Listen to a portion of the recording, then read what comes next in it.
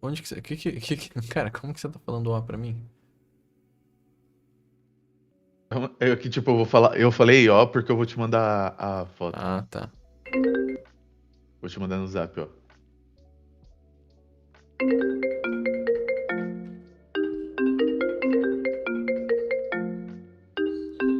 Pera aí.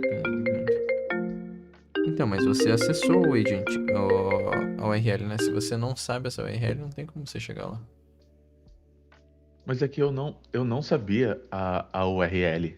Eu não sei como que pra mim tava, tipo, aparecendo. É. Pera aí que estão me ligando.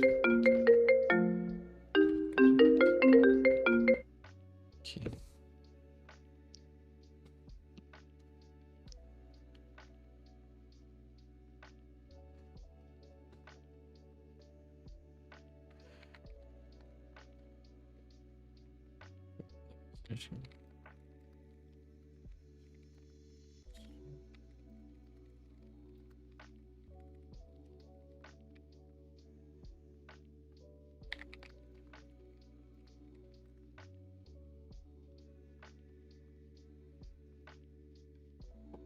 É.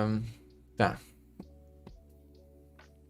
Então, cara, sei lá, de certo você viu na stream e acessou, entendeu? Se você acessar só aiworthusing.com, não tem nada lá do Agents.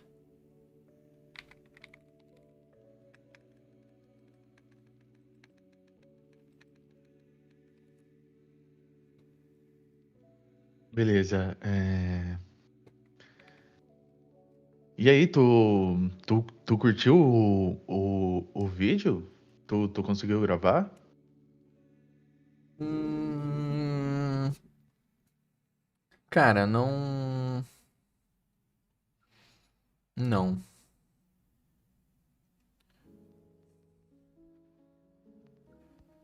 Deixa eu ver. Ah, pode crer. Eu Ah, acho que talvez eu tenha entrado por esse link aqui, ó, que você tinha mandado no chat, que você mandou pra Mary. entendi. Ah, tá. É público no Discord isso? Então, não, eu acho que não é público, mas eu acho que eu tenho, tipo, acesso quando você manda. Talvez eu tenha entrado Ah, por não, ali. esse canal é público, na real. É verdade, eu entrei por ali. Eu, tipo, vi o agente hacking, então eu falei, ah, não tinha isso aqui antes. Eu, tipo, vim e entrei por ali. Entendi. É...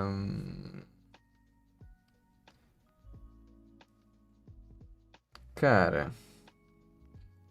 o...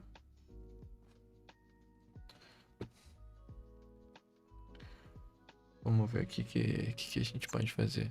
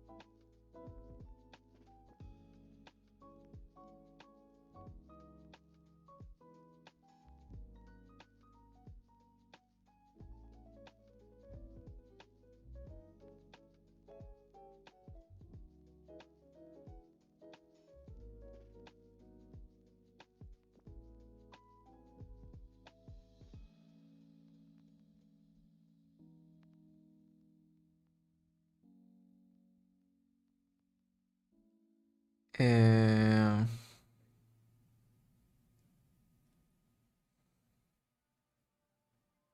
Cara, eu não curti o roteiro. Eu acho que é isso. Ah, beleza. Ah,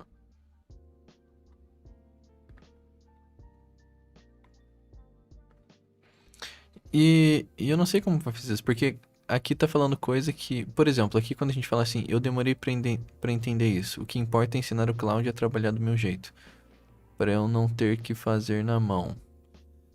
É... s- Não é uma coisa, não é a coisa que eu demorei pra entender. E se eu fosse falar, tipo assim, uma coisa que eu demorei a entender, ah, mas que traz o resultado, eu falaria outra coisa. Só que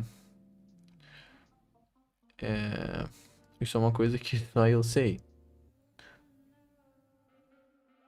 Exato, e Ah, daí, tipo, entra naquela parte que eu te falei da liberdade criativa. Tipo, o roteiro, eu, tipo, fiz mais ou menos ali uma base. Tipo, ó, uhum. no o começo tu fala sobre isso, tu fala sobre usar os terminais, mas daí tu, tipo, vai falar do seu jeito. Porque se você esperar que eu, Cara, Pueblito, tem. consiga, Não, eu sei, tipo, eu sei que escrever. você não vai conseguir saber o que que eu falo. É, e enquanto a gente tava fazendo isso, o, o que que dá pra gente fazer, tá?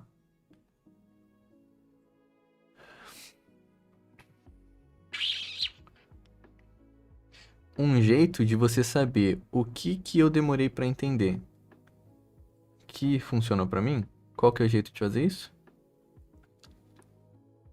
Me perguntando. Só que o que que é um protótipo que a gente poderia testar? Você pensa o que é o que é o vídeo que a gente quer fazer? Você vai pensar, o que que é o vídeo que a gente quer fazer? Você Mostrando o po- setup de cloud do Dani. tá, É tipo isso. beleza. Aí, o que que você, como que você coletaria as informações que a gente precisa para falar sobre o meu setup? Imagina que você. Lembra aquele esquema lá que a gente fazia que você gerava as perguntas pra mim na live? E eu ia respondendo? Sim. Tá. Imagina que você manda 10 ou 20 perguntas pra mim disso. Eu respondo as perguntas de fato. Eu respondo as perguntas. E aí, baseado na minha resposta das 20 perguntas, você tem o contexto do que eu de fato acredito sobre aquilo. Baseado nisso, aí você pode construir um roteiro sobre aquilo, porque você já sabe como eu penso agora. Sacou? Tipo, você faz a entrevista pra mim, eu respondo pra você, você usa esse contexto pra formatar em um vídeo do jeito que você acredita que o vídeo tem que ser formatado.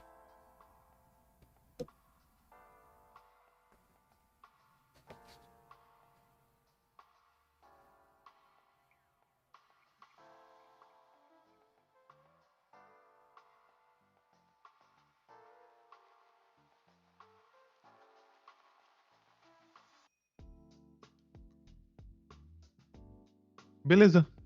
É, eu não acho que seja, tipo, a maneira mais simples da gente fazer isso, mas a gente pode ver se funcionar pra gente, a gente continua esse modelo. O que eu vou fazer agora pela manhã, então? O Eu que vou que você pegar, acha vou que é a maneira desenvolver. mais simples de fazer isso?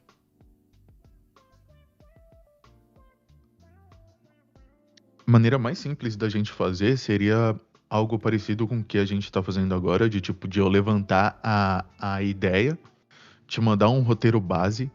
E, tipo, as partes que você, tipo, não concorda 100%, você não precisa, tipo, improvisar ali na hora. Você, tipo, vai lá e corrige no roteiro, entende?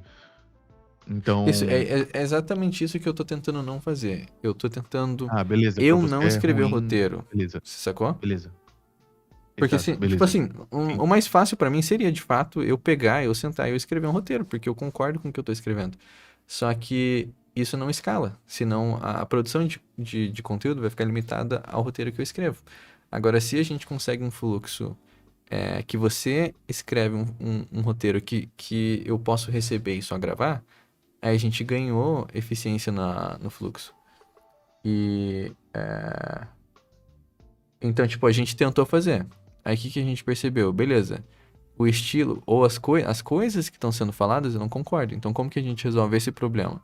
Pra você conseguir gerar um roteiro que eu vou aprovar? Coleta a informação comigo antes.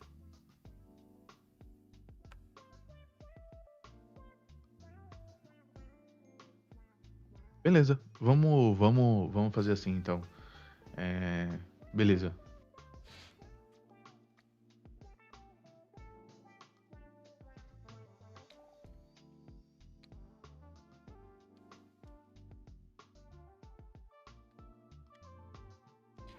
É... Ó, o que que eu faria? Eu pego o agente que sabe esse roteiro e falo assim, cara, o Daniel odiou esse roteiro. Fala assim, eu preciso que você gere 20 perguntas sobre esse vídeo que a gente tentou fazer para eu coletar o que de fato o Daniel acredita.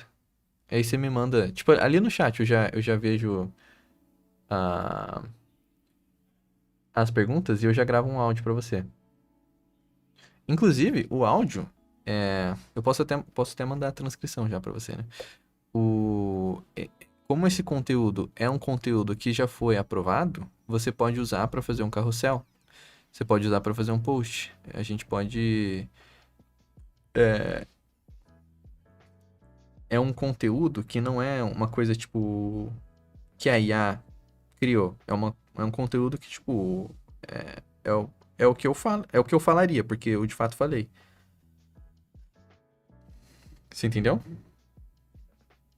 A missão? Sim, eu, tipo, entendi a missão. Na verdade, tipo, eu tô pensando de meio que criar um banco dessas ideias, que são as ideias, entre muitas aspas, aprovadas e, tipo, validadas por você, pra gente usar isso pra, tipo, refinar, tá ligado? Porque quando a gente tiver um banco bem enorme de coisas que, tipo, já são meio que aprovadas, a gente não vai conseguir ter um norte melhor. Desculpa, pergunta de novo. Ó, um exemplo. A gente, tipo, fazer. Como que eu vejo que funciona aqui no meu fluxo? Eu tenho, tipo, eu escrevo bastante coisas. Tipo, pessoalmente, eu, tipo, escrevo várias coisas.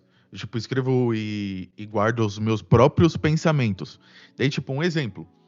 Quando eu preciso fazer um roteiro pra mim, eu, tipo, entro aqui e, tipo, eu uso as minhas partes das minhas anotações pessoais pra, tipo, trazer conteúdos pra um roteiro que eu quero fazer.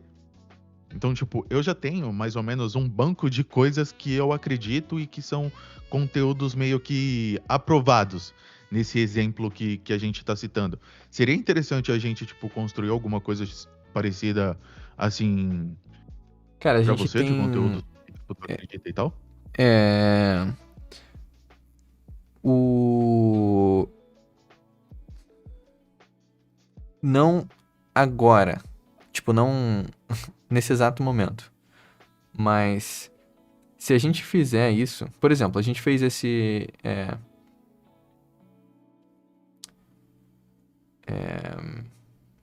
A gente fez esse protótipo. A gente vai fazer esse protótipo agora. Próximos 5 minutos. Você vai fazer as perguntas e eu vou responder. Isso aí você vai gerar um roteiro que ficou legal. A gente faz de novo. Cara, ficou um modelo legal? Beleza, a gente tem 1.000 horas de live gravada que você pode acessar e utilizar ele como contexto para usar o conteúdo, usar o conteúdo que eu acredito. Mas a gente não precisa construir esse banco agora para fazer esse vídeo. Beleza. Mas conteúdo Beleza. é o que não falta, né, cara? Sim. Na verdade, tu falou um modelo até melhor do que eu tava pensando. É,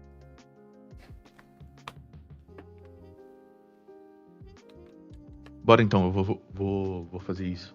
Deixa eu puxar meu agentezinho aqui que eu tava escrevendo.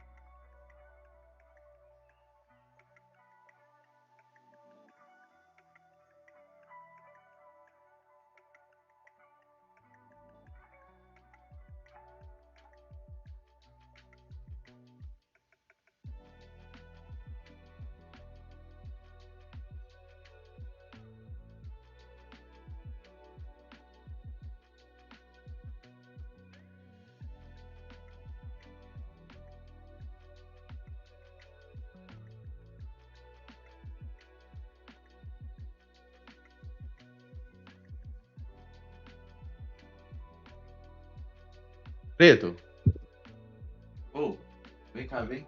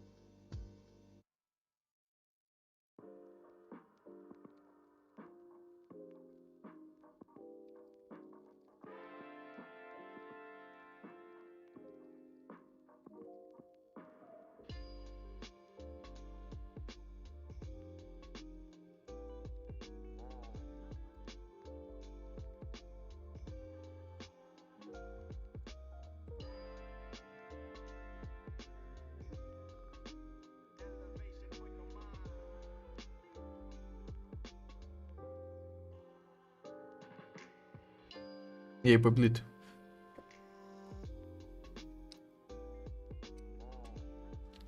Alô, alô, alô.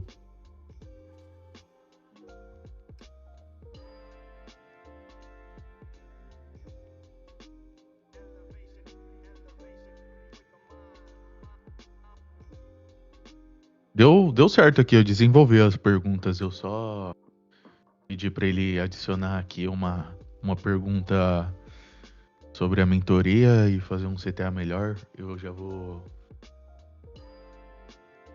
subir lá.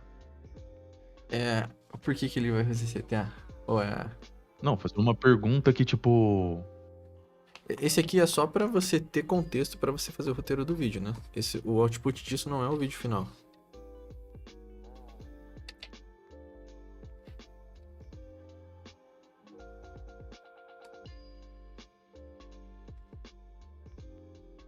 Ok, tô subindo o doc aqui, eu vou te mandar o link. Deixa eu jogar isso numa pasta.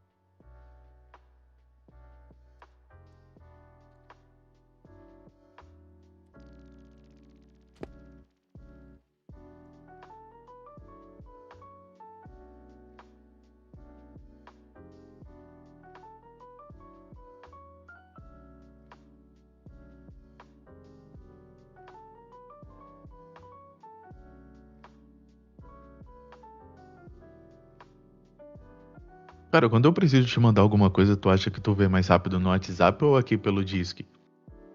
No Messages. Beleza. Manda lá na thread e pede pro robô abrir no meu Safari. Vai ser o jeito mais rápido pra eu ver, eu te garanto.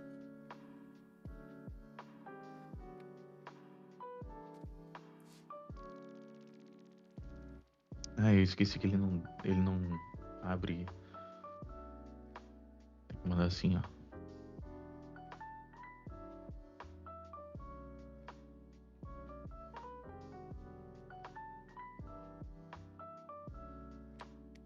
Aí, ó, já abriu.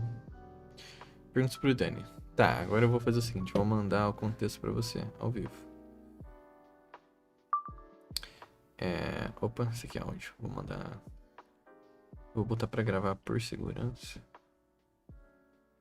Bom, na real tem na live, se eu precisar por segurança. Eu vou transcrever aqui no Whisper. Testando transcrição.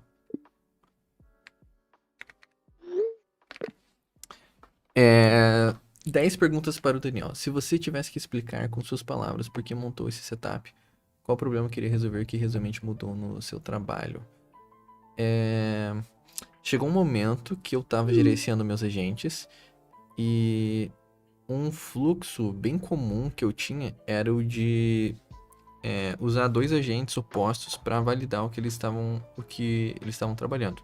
Então, ao invés de eu ter uma sessão de cloud, pedir para ele implementar e perguntar para ele o que ele achou, se tá boa a qualidade, ou pedir para ele construir, ao invés disso, colocar um segundo agente na jogada e falar assim, cara, eu não confio nem um pouco no primeiro agente. Então, analisa aí tudo que o primeiro agente fez de problema. Aí o segundo agente ia me dar um relatório. Imagina que o segundo era um codex. Aí ele dá esse relatório com todos os problemas e eu passo o relatório pro primeiro. Aí ao invés de ter ao invés de eu confiar cegamente em um agente, eu vou estar...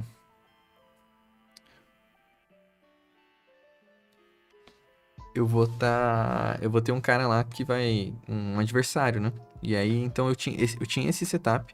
E esse setup era muito comum eu fazer esse tipo de coisa. E o que acontecia é que o meu trabalho, ele tinha virado copiar o output de um agente, colar no outro. Aí, esperar ele responder, copiar o que ele respondeu e colocar para o segundo. Então, eu ficava passando mensagem do primeiro para o segundo para eles trabalharem.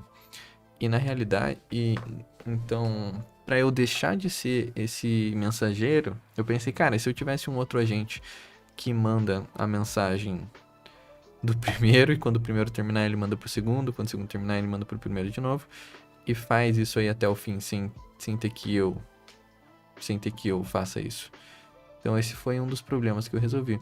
O outro é quando você tem tipo 10 terminais de cloud aberto, o que vai acontecer é que às vezes você fica trabalhando com um e aí os outros eles param de trabalhar, porque várias coisas podem ter acontecido. Ele terminou de fazer o que ele tinha que fazer, ele encontrou um bloqueio, que ele acha que ele está bloqueado, ou ele de fato está bloqueado, ou ele não sabe que ele tem que ir até o fim.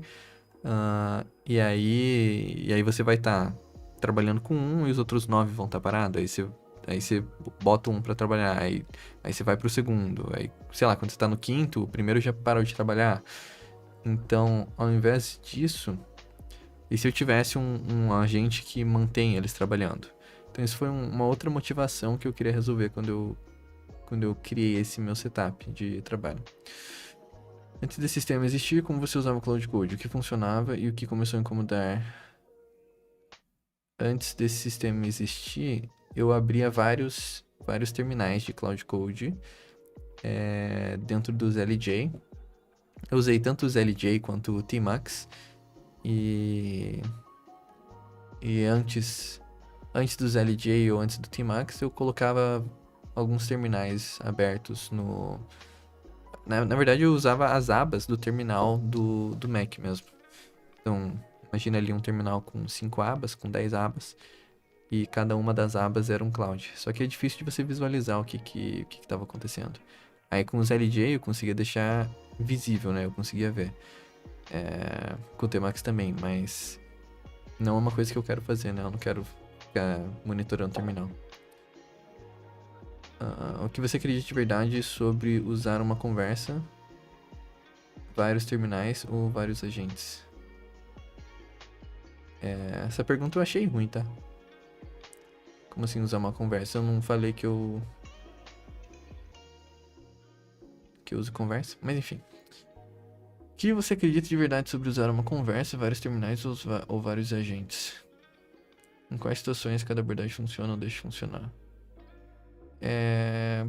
Cara, conversa, usar um chat.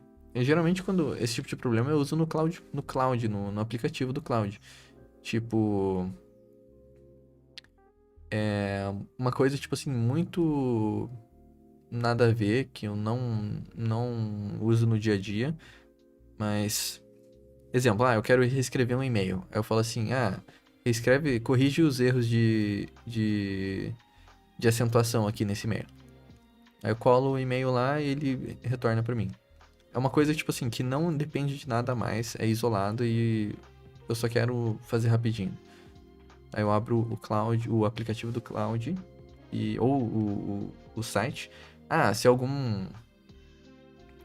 alguma dúvida, nada a ver, tipo... Vou dar um exemplo esdrúxulo aqui, mas tipo... Cara, qual que é a capital da França? Entendeu? Um negócio que não depende... Que eu só preciso de... Uma coisa que eu procuraria no Google. Eu usaria uma conversa. Vários terminais ou vários agentes.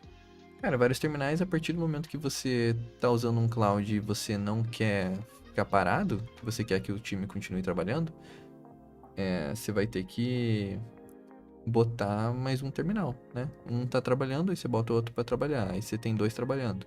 Aí você conseguiu colocar 2 pra trabalhar ao mesmo tempo, você coloca o terceiro. O... o... E aí você vai fazer malabarismo, né, pra gerenciar esses terminais. E quando se fala em vários agentes, eu não sei qual que... Pra mim não tem diferença. Eu vejo o jeito que eu uso os meus terminais, eu tenho um que é o chefe de todos, né? Eu vejo esse terminal como um agente, que eu converso pelo meu celular. Mas... não sei qual o objetivo dessa pergunta sobre essa distinção entre vários terminais e vários agentes. Cada abordagem funciona. Hoje, quando surge uma tarefa, o que você realmente faz desde o momento em que tem a ideia até receber o resultado pronto? Hoje, quando surge uma tarefa, o que você realmente faz desde o momento que tem a ideia até receber o resultado pronto? Quando surge uma tarefa, eu vou passar o contexto da tarefa. Então, por exemplo, se isso aí foi passado pra mim e é uma reunião longa de 1 hora, 2 horas, eu vou pegar a transcrição dessa reunião e vou jogar no agente, pra ele ter contexto do que a gente tá conversando. Depois eu vou falar assim, cara, eu vou usar várias vezes o termo fala de volta pra mim o que eu quero fazer. Ou fala de volta pra mim o que eu tô tentando. Então, às vezes eu vou, tipo, vomitar alguma ideia e eu vou falar, cara, fala pra mim o que você entendeu que eu quero que você faça. Ou eu uso essa expressão várias vezes. Até a IA conseguir responder em uma linha e, de fato, falar claramente o que eu quero que ela faça. E aí, quando isso aí tá alinhado, quando ela entendeu o que eu quero que ela faça, eu boto ela para trabalhar. E se eu vejo que ela já respondeu de alguma forma errada, por exemplo, errada que eu digo ou ela colocou alguma coisa a mais, ou ela colocou alguma coisa a menos, eu vou falar eu vou dar feedback, eu vou corrigir ela até ela chegar no ponto de falar claramente o que eu quero que ela faça. Que eu tenho que garantir que ela entendeu o que eu quero, né? Ahn,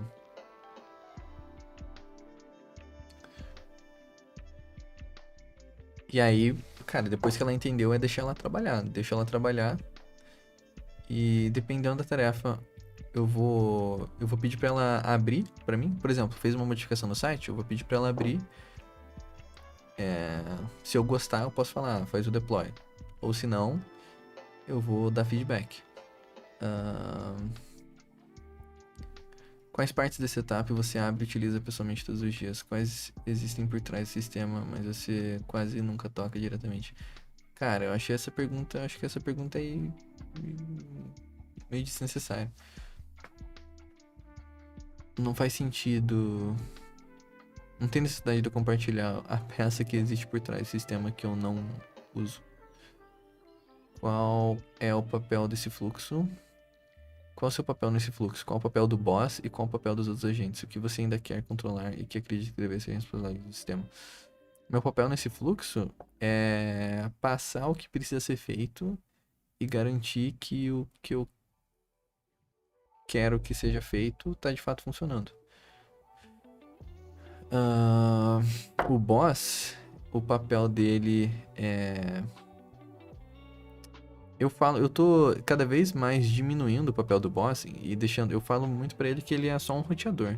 Ele só tem que mandar minha mensagem pro agente que tá trabalhando na tarefa. E, geralmente eu vou criar a tarefa ali no board e eu vou conversar com o agente. Ao invés do boss ele passar coisa que ele acha que eu quero, eu só quero que ele seja um roteador. Tipo, é um jeito de a minha mensagem chegar no engenheiro. E o papel dos outros agentes é de fato trabalhar, né? Os outros vão ser engenheiros. O boss é um roteador de mensagens. O que eu ainda quero controlar, e acredito que deve ser a responsabilidade do sistema, que eu quero controlar, eu quero controlar cada vez menos, né? Se eu, se o boss, ele fizesse um bom trabalho. Na verdade, eu acho que o que eu gostaria que o boss fizesse Mas... E ele faz, na verdade, ele já faz isso, tá? Tipo, o exemplo ontem, um engenheiro tava construindo um negócio. Aí eu falei, cara, não é isso que eu quero. Aí o engenheiro reverteu, só que ele cancelou a reversão. E aí quando ele cancelou a reversão, o boss percebeu que o engenheiro tinha revertido, tinha cancelado a reversão. Falou, cara, não é isso que o chefe, né, o CEO, pediu pra você fazer. Aí o boss mesmo já falou pro engenheiro resolver o problema dele.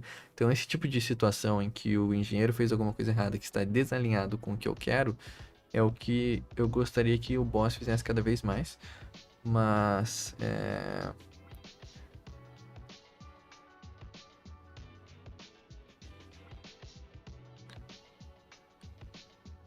isso é um negócio em constante evolução. Como você cria um agente para exercer uma função específica? Como você cria um agente para exercer uma função específica? O que precisa existir para você confiar que ele está preparado? E o que considera gerou complexidade desnecessária? Como eu crio um agente? Depende do agente. Depende do agente. Eu não costumo criar agentes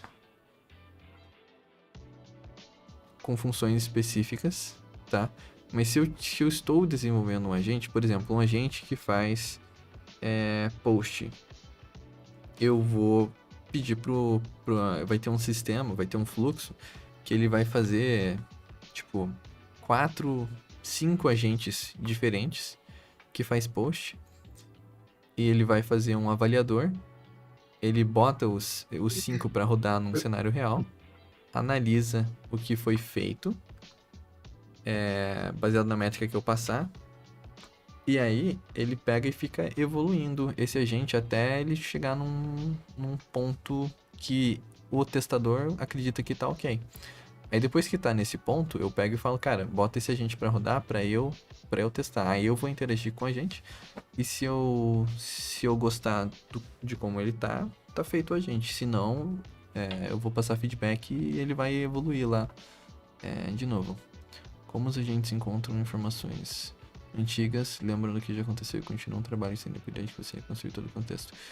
Cara, como eu uso o board para passar as mensagens e tudo que a gente faz é feito pelo board, então tem tanto a minha mensagem pedindo, quanto a mensagem dele quando ficou pronta e nada no meio, né? Então é só o core da informação que foi trocada.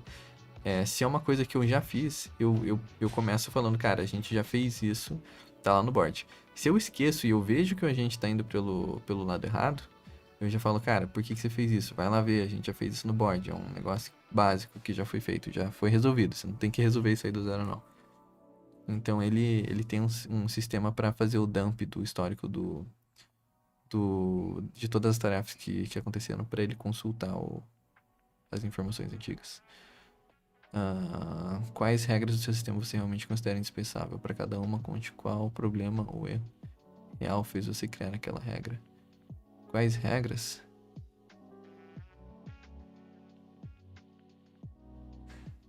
Cara, ele tem que funcionar. Se o sistema tá funcionando, eu tô conseguindo trabalhar, ele tá funcionando. Tem coisas que eu não gosto de texto longo, eu não gosto de ler mensagem longa de agente. É o maior desperdício de tempo. Então, porque ele inventa muita coisa, né? Então eu gosto de, tipo, uma linha. Uma linha tem que ter a resposta. Cara, passou de uma linha, eu já falo, ó. Tem que responder em uma linha pra mim. E se for uma coisa muito grande, bullets de uma linha. Cada bullet com uma linha. Outra coisa é a regra do mais um, menos um e o mais zero. Então eu explico para os agentes que o mais zero é quando ele. É exatamente o que eu pedi. Mais um é coisa que ele inventou que eu não pedi. E menos um é quando eu falo para ele remover as coisas que ele inventou. Ele, ao invés de só remover e voltar para o estado limpo, ele pega e. Ele pega e. Cria, tipo assim, uma regra contrário ao que ele tinha feito. como se fosse uma cicatriz do que ele removeu, né? Exemplo, se eu falar assim, cara, cria uma história pra mim sobre baterias. Aí ele pega e, e fala, ele fala sobre a bateria, mas ele também fala sobre a tampinha. Aí eu falo pra ele assim, cara, por que que você colocou tampinha? Não é pra você colocar tampinha. Aí ele pega e vai mudar a instrução do sistema, vai ser assim, proibido, nunca fale sobre tampinha. E na real não é, tipo assim, nunca fale sobre tampinha. Eu só preciso que você fale sobre a bateria. Então fale sobre a bateria. E não, nunca fale sobre tampinha. Então isso é uma coisa que eu sempre faço, cara. Qual que é a informação mais zero? Que é somente o que eu pedi pra você. Nada mais e nenhuma cicatriz de feedback passado. Ah, pergunta... Mentoria. Depois de tudo que você construiu e aprendeu, o que você acredita que as pessoas ainda entendem errado sobre trabalhar com agentes? Quando entra na sua mentoria, o que você espera resolver no setup dessa pessoa e o que precisa mudar na maneira como ela pensa, decide e trabalha com IA? Cara, isso é muito pessoal de cada um. Cada um tem um nível, né? Tem a pessoa que nunca interagiu com IA, tem a pessoa que interagiu com IA pelo navegador, tem pessoa que tem o Cloud Code, tem pessoa que tem o Cloud Code e nunca fez uma skill, tem pessoa que tem o Cloud Code, já fez skill e criou o próprio harness, tem pessoa que não.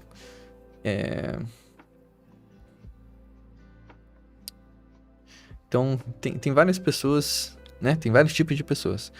Então, depende do nível que a pessoa tá, eu vou entender o que eu posso ajudar e ajudar, né? Ou, tipo, é uma escolha. Ao invés de você escolher entre demorar pra aprender e, tipo, errar de novo, você pode pegar uma pessoa que já errou bastante, que já usou o cloud por mais de 1000 horas, pra absorver os aprendizados, né? E ir mais rápido.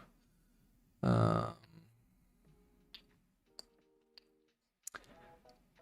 agora, do seu jeito, faça um convite para quem se identificou com esses problemas e quer melhorar tanto o próprio setup quanto a maneira de pensar e trabalhar com IA. Esse aí, o que eu posso dizer? O CTA seria: se você quer ir mais rápido e comprar o tempo de quem já errou,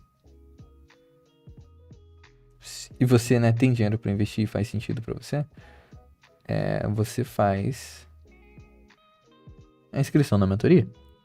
Se você não tem dinheiro e tem tempo para errar e aprender e ir no seu ritmo, aí você faz por conta, né? Acho que seria algo nesse sentido.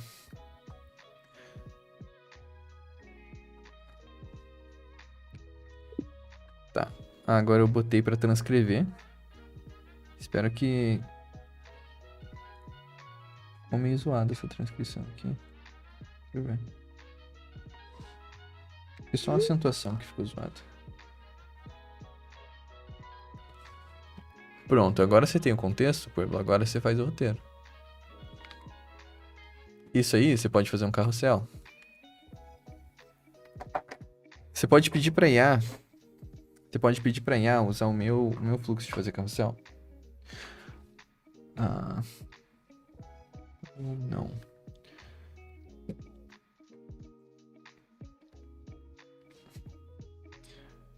Ok, Daniels, beleza. Me manda aí que eu vou. Já mandei, cara. Nice. É...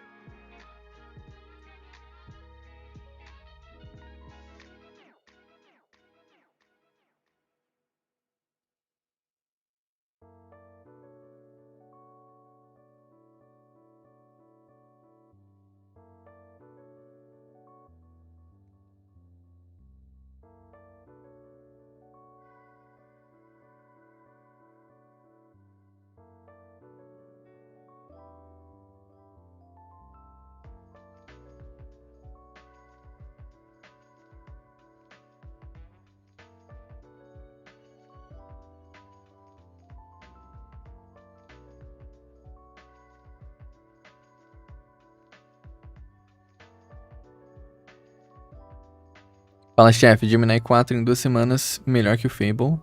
E 1,5 milhão de contexto, janela de contexto, aí sim. Bom time, gostei do ângulo de câmera. Lembro da minha Game Engine? Deixei de lado. Agora eu fiz um modelador 3D para arquitetura. Aí sim. Aí sim, Léo, tem que ter foco, cara.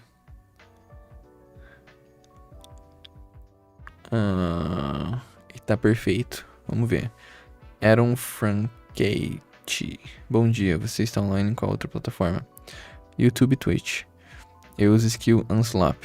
Ele tira todo o fluff que os agentes gostam de fazer e passa para categorizar em tier list quando tem opções de implementação. Tu viu que pode editar as memórias do cloud cowork/chat? Muito interessante, não vi não. Porque vai tornar workflows muito mais previsíveis. Espero que chegue no Cloud Code e outras LLMs. Interessante. Não vi não, mano. E aí, Léo? Bom dia. E o que você tá fazendo com esse teu com o projeto de arquitetura? Já vendeu ou não?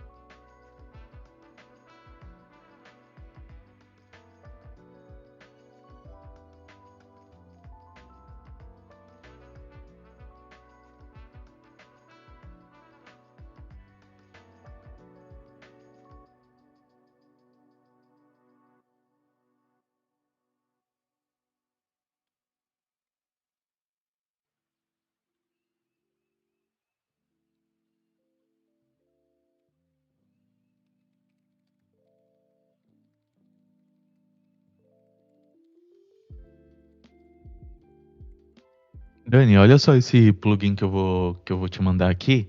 É,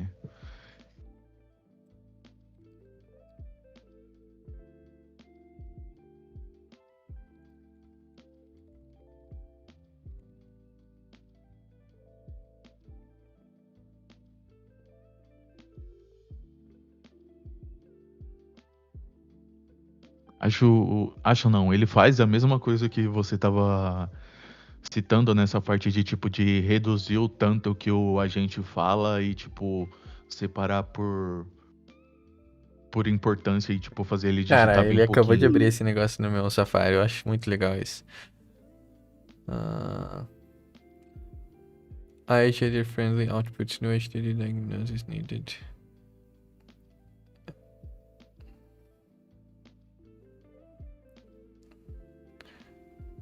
Cara, legal, viu? É um plugin isso? É uma. Deixa eu É ver. um plugin. Parece que tipo depois que você falou que eu tava tipo lendo demais, na última vez que você viu eu instalando o Plow, então eu falei, cara, será que eu tô tipo lendo demais, tipo porque eu gosto de ler? E daí eu tipo fiquei com isso na minha cabeça, sabe? Uhum. Daí eu falei, vou testar, vou procurar, tipo, coisas que, tipo, fazem... O Abduscrin tinha me mandado isso aqui, um Reels, um dia, e daí eu falei, vou testar. Daí, tipo, agora eu tô testando e ele, tipo, faz exatamente a mesma coisa que, tipo, tu fala, que é fazer o agente digitar menos e só digitar, tipo, coisas que eu realmente, tipo, preciso saber, assim. Aham. Cara, eu gostei do nome que ele deu. Eu tenho HD, Que DH. ADHD.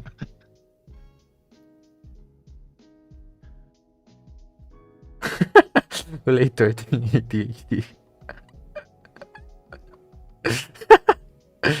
Muito bom. Tipo, cara, ó, isso aqui é um negócio que eu gostei. Isso aqui é um negócio que a gente tem que compartilhar um carrossel, entendeu? E, cara, os meus carrosséis eu quero com com que uma pessoa com TDAH consiga ler também. Entendeu? É, Beleza. Uma pessoa com... Ai, ai. tipo, por, é, Bom, cara, eu vou mandar um exemplo.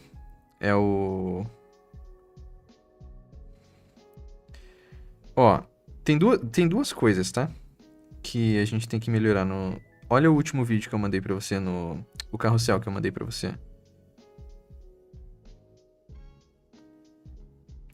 Eu acho que teve... Não sei quantos que teve. É...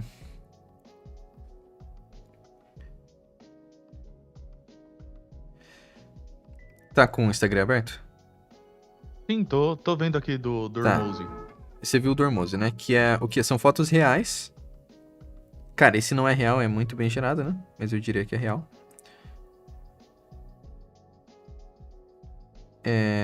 Com o conteúdo ali, né? Que o conteúdo na a caixinha do post pode ser... Tipo, não, tem zero AI slop ali, tá ligado? Sim. Beleza. Aí, E sobe um pouquinho. E você viu do Jun Yu? Aquele carrossel que eu mandei pra você Não também? vi.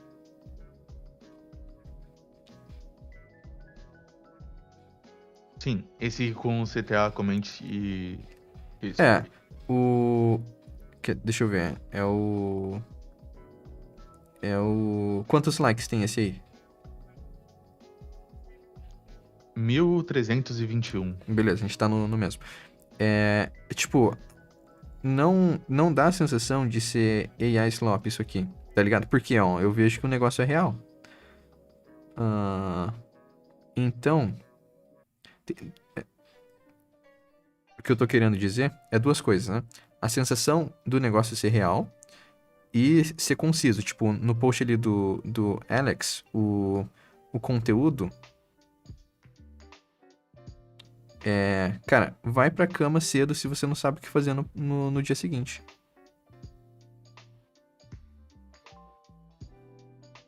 Simples, né? Uma IA conseguiria reescrever isso aí em um parágrafo gigante, né?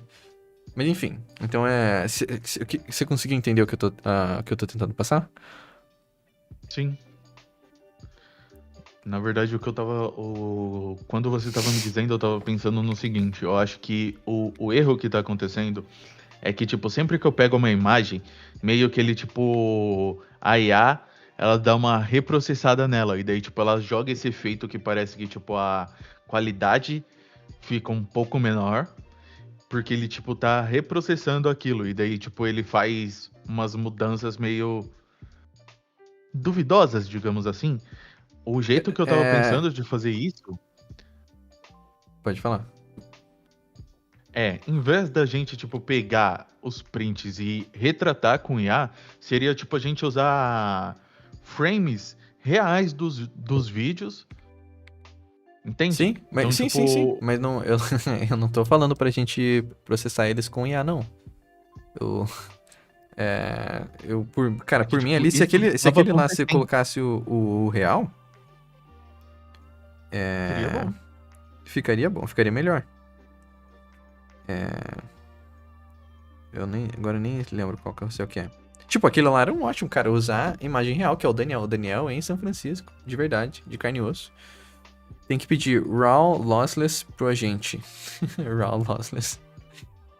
Só que, cara, isso é um buraco de minhoca que você pode perder muito, muito tempo.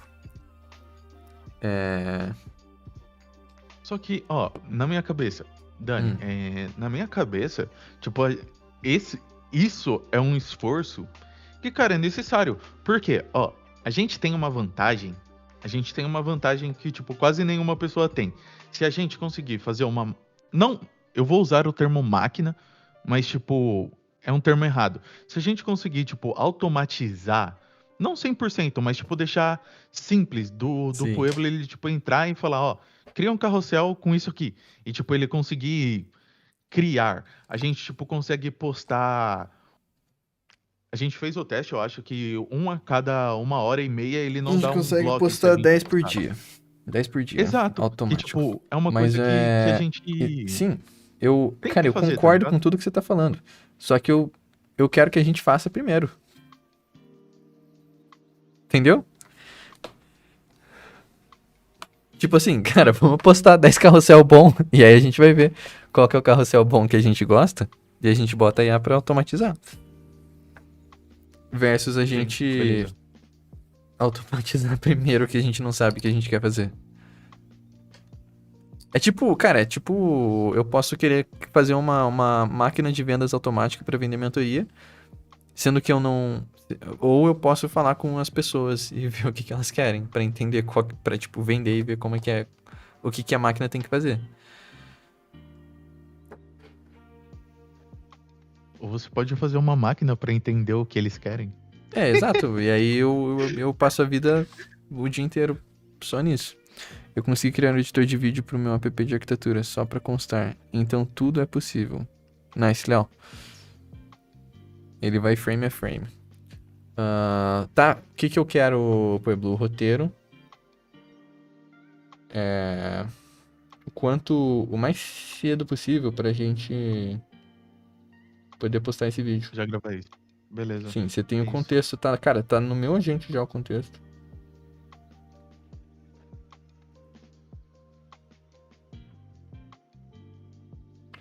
Mas esse é o estilo, é ADHD. Inclusive, deixa eu instalar essa skill aqui que eu gostei. Quer dizer, eu gostei do nome, vamos ver se ela é boa.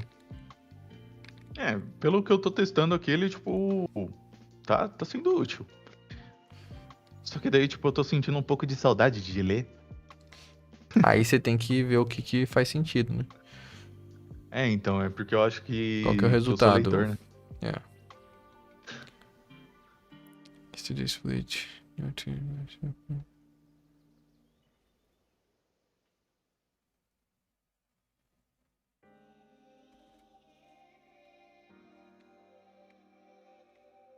Deixa eu mandar aqui pro boss.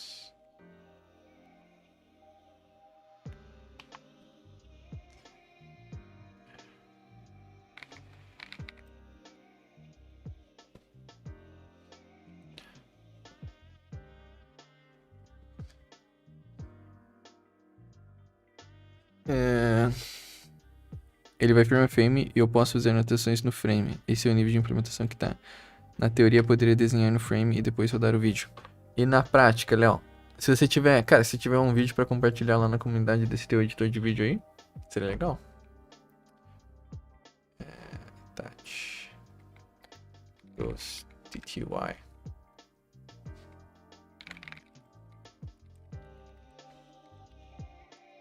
Ei.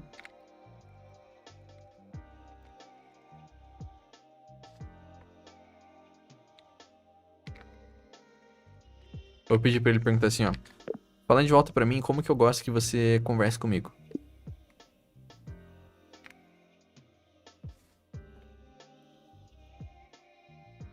Vamos ver o que ele... Qual que é a instrução.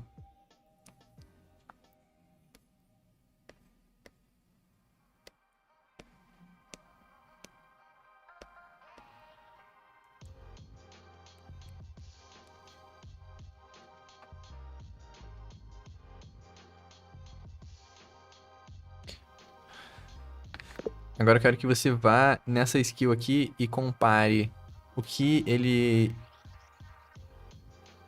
diz lá, qual que seria o resultado que eu teria se eu usasse aquela skill versus o que eu uso hoje.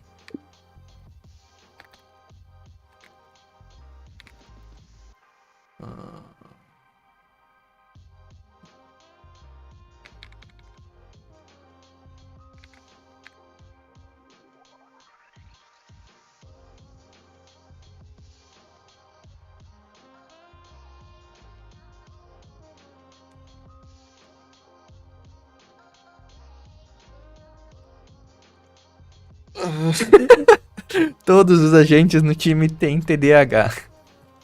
Seja extremamente conciso quando você estiver falando com qualquer agente.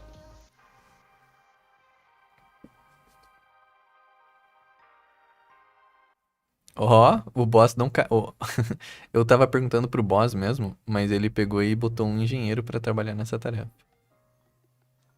Muito bom, boss, parabéns.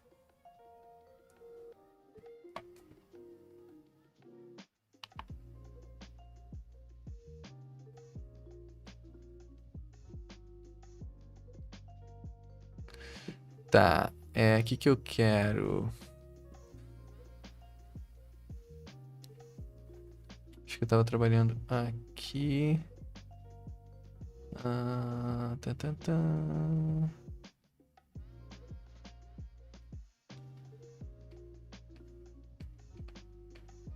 Explore desktop browser. Filme. Quem é agent can join the leaderboard? Tá, peraí. Transcribe. Transcribe. Na teoria eu poderia dizer... esse aqui eu já respondi. Que mais? Quem mais tem pergunta aí na live?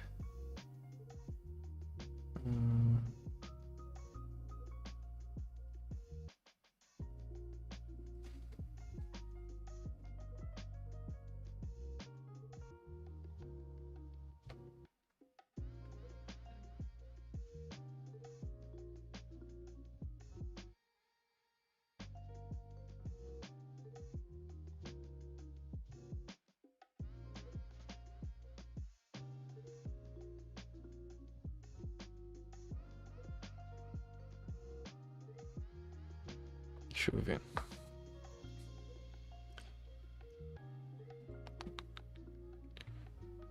Aqui.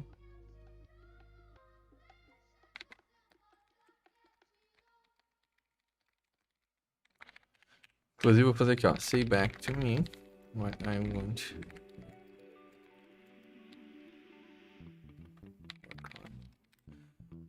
Tu não sente... você tem esses multi-agentes para disponibilizar? Tenho, Net. Tá pra vender, cara. Se quiser acessar, é assinatura mensal, tá? Tu não sente que não usar o harness oficial da LLM te deixa pra trás nas soluções mais avançadas? Não, Léo. Porque eu tô usando o harness exemplo.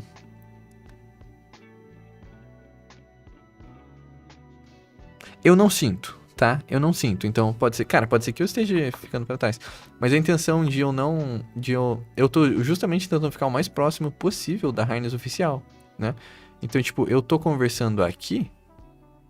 eu estou conversando aqui na minha interface visual, mas a mensagem tá chegando aqui no cloud, né?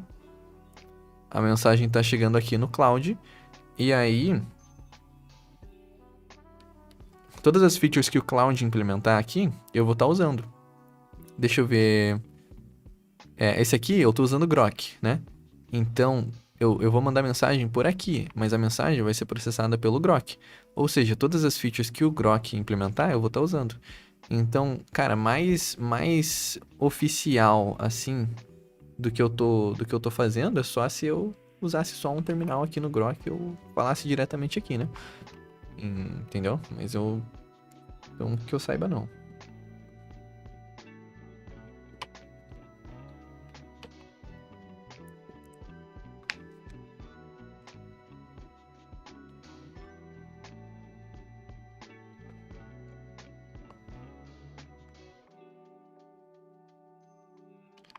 Deixa eu ver.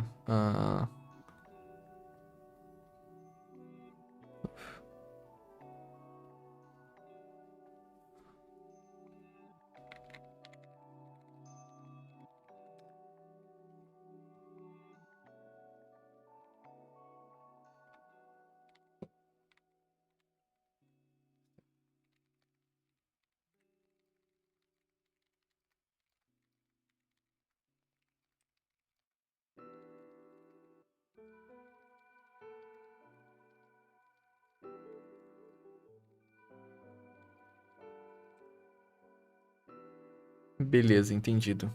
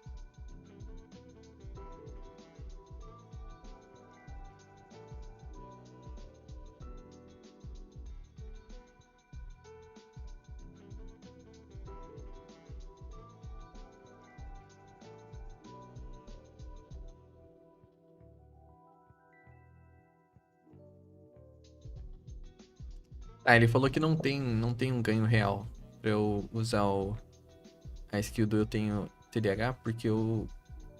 Baseado no que eu já uso.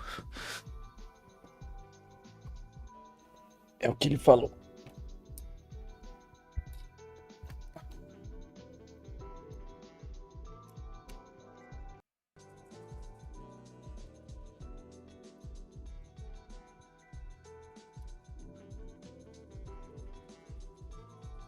Deixa eu ver uma coisa aqui.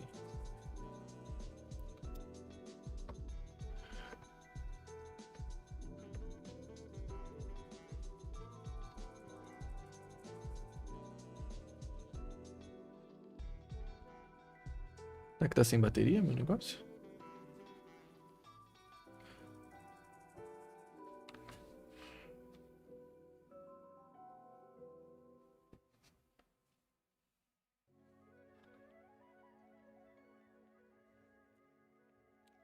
Acho que tá sem bateria. Tá, nesse caso.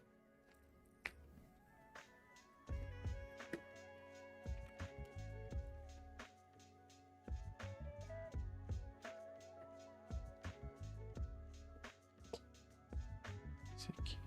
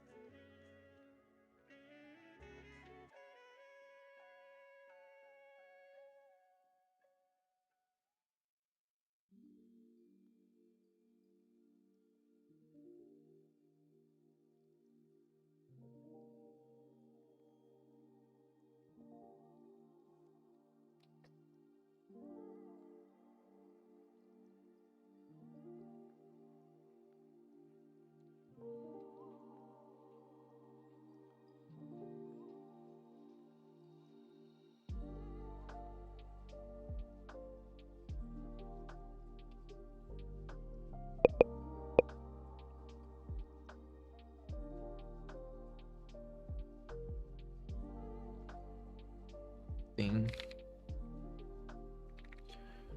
Tem alguns sites. Eu quero descobrir o site que o Sam tava falando. Que tinha as imagens. Não é o. Ai, ai, acho que só tem um jeito. A gente vai ter que. What?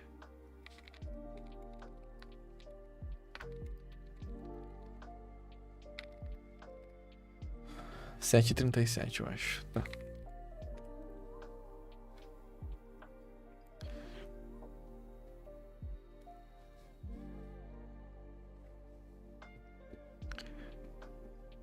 Aqui. Conteúdo.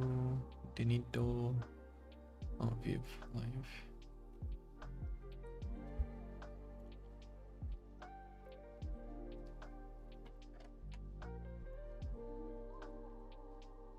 E aqui. 137.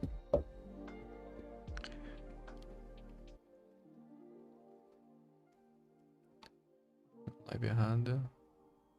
Ao vivo. Aqui.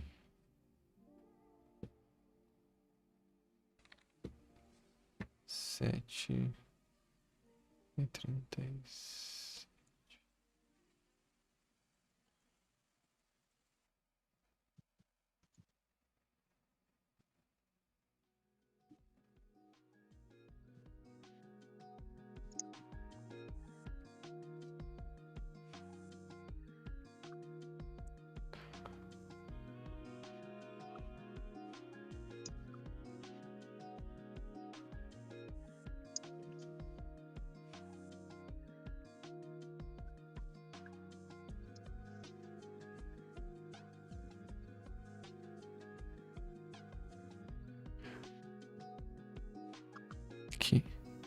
um, where's is it a seed? Was it seeds? Where we, so like, Mary, I guess maybe tell Daniel if you like, but like, like having these photos, a sense of community. Seeds.plow.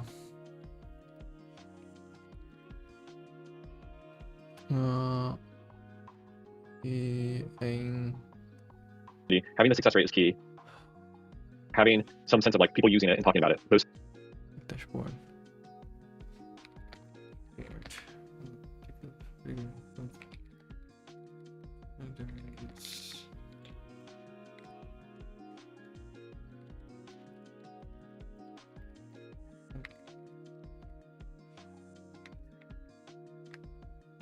Aí.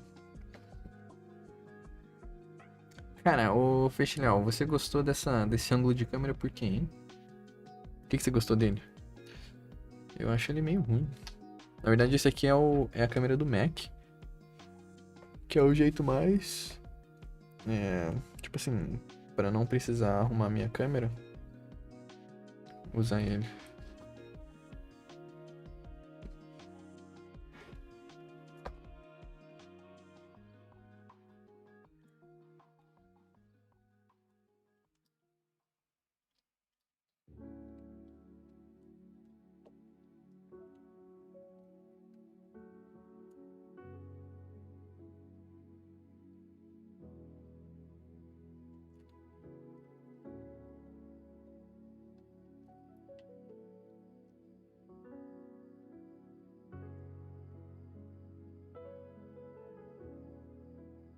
Ah, é mais bastidor. Ok. Você gosta do menos profissional?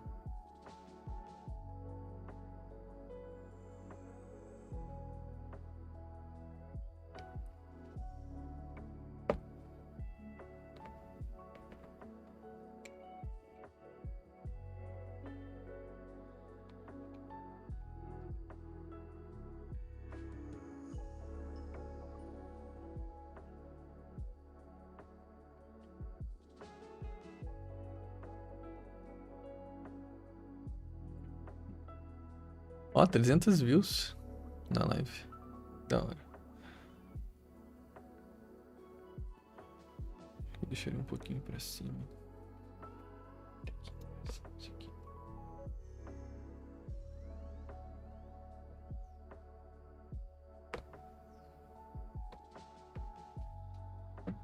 Aqui.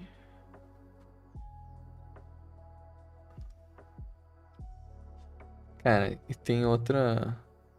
Deixa eu ver, tem outro ângulo aqui, vamos ver se vocês gostam desse ângulo aqui ou não. Deixa eu ver o que eu teria que fazer. Aqui.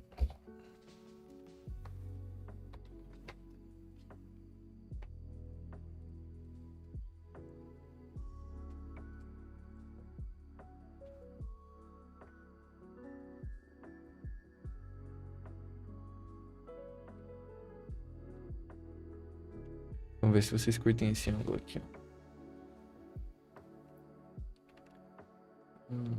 Wait.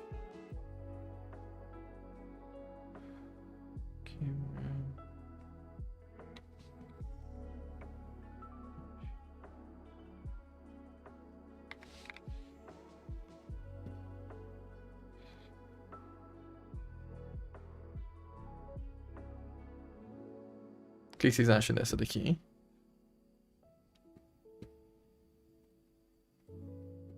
Ficou legal ou não? Esse aqui é mais bastidor ou menos bastidor? Cara, tem um delayzinho no YouTube, hein?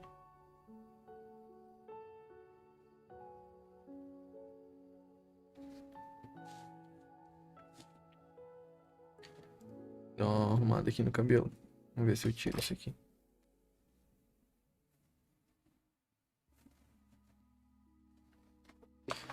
Mas... Is this more bastidor or less bastidor? O que vocês acharam?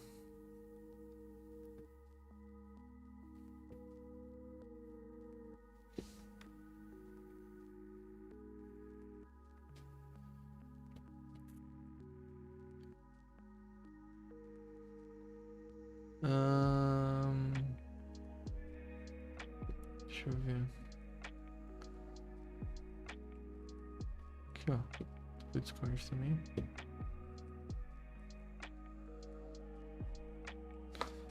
E aí?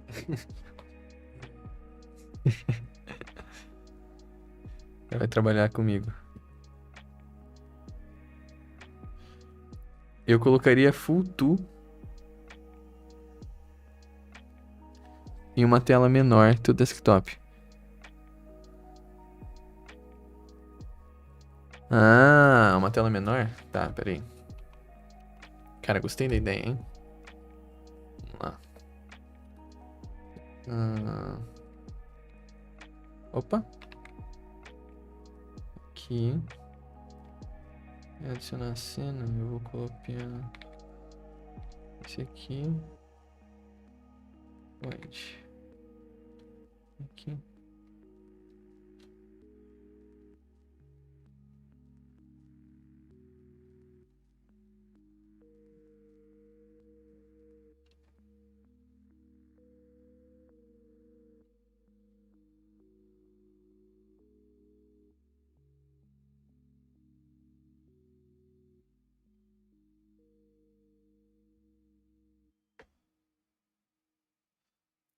E aí, como? Eu sou o produto. Daí quando tu for responder a galera, só olha pra câmera. E aí, galera? Cara, tô curtindo aqui. Você tá curtindo trabalhar comigo? O Mike tem que ficar ali, né? Dá pra ouvir bem assim?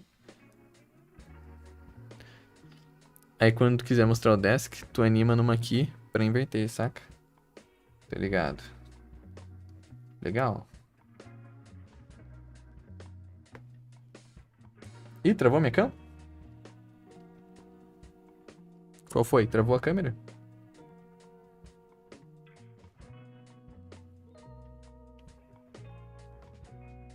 O que eu fiz?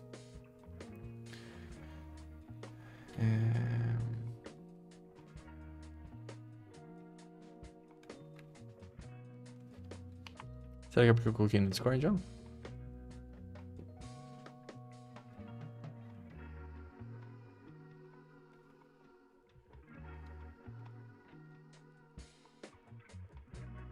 Agora não tá pegando mais minha câmera, pessoal, peraí.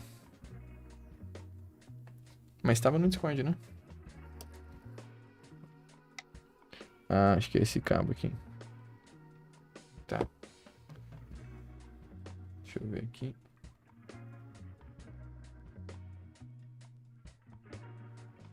Legal. Aí, só arranjar um cabo pra carregar essa lâmpada aqui. Trocar, inclusive, que eu acho que essa daqui tá carregada. Tá, aqui, ó. Que aí... Ih, mas esse negócio bloqueia, né? Teria que ficar um negócio tipo assim. Tipo assim. Vou dar uma luzinha aqui. Mas não tem problema, não. Vamos deixar só ela ali por enquanto.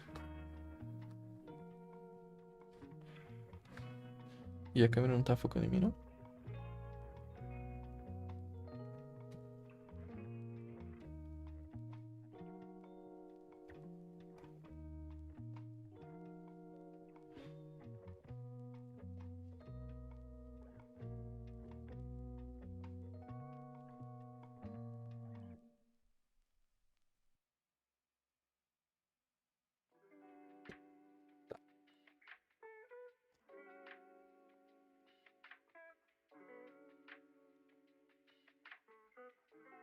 Slutter? Tá dando slutter?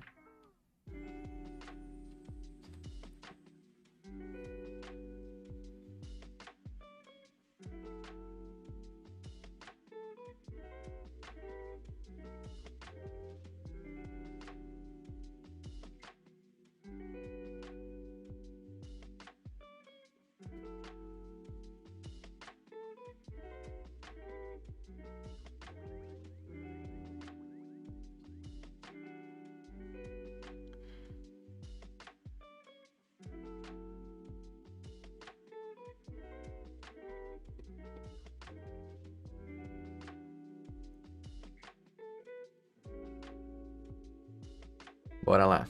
Bora lá, que agora é um novo setup. Novo setup da live.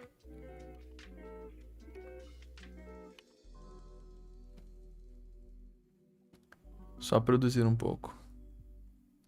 Poderia até só colocar o My People num overlay. Em vez da tua tela toda. Ou o Daily Yield, saca? Ah.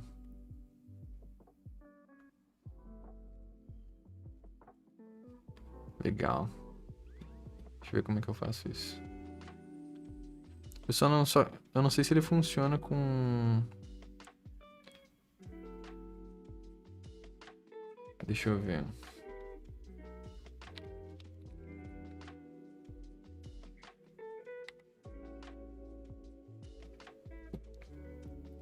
Deixa eu ver se eu acessar aqui, ó. Pera aí.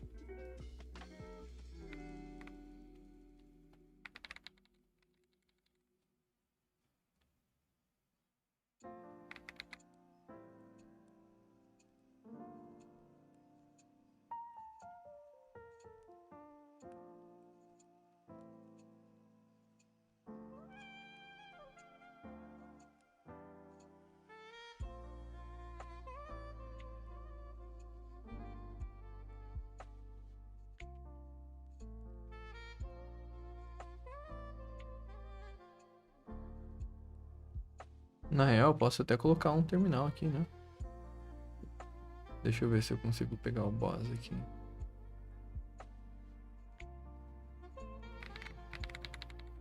Eu vou fazer aqui, ó.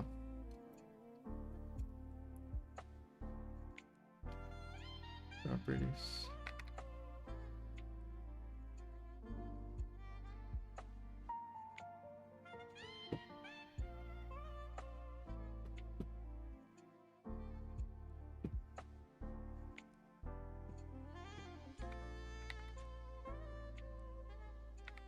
Ah, vamos testando. Pode escolher o que colocar na tela. Tá travando a minha câmera na live ou não?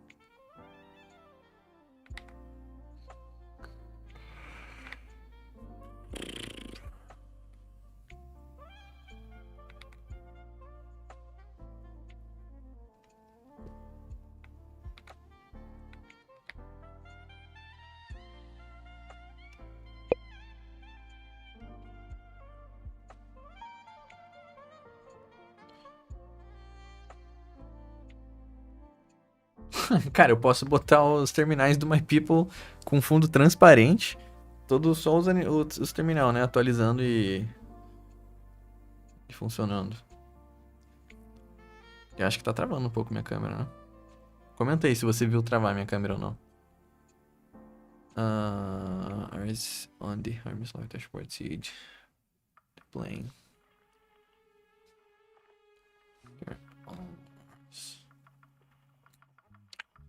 After.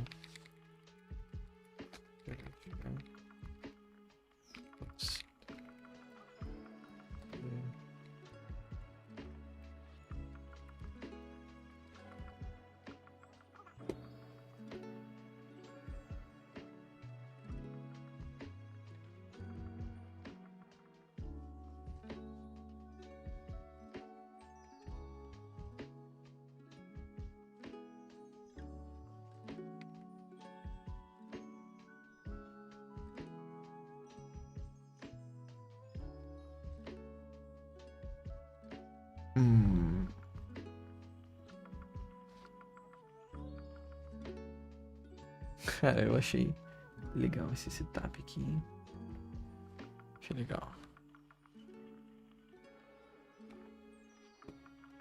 Até desse cara...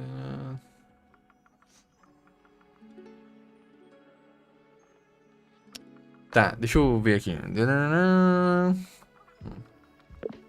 Coloca aqui, eu tinha pegado na outra tarefa, mas coloca aqui a transcrição das coisas dos feedback que o Sam passou.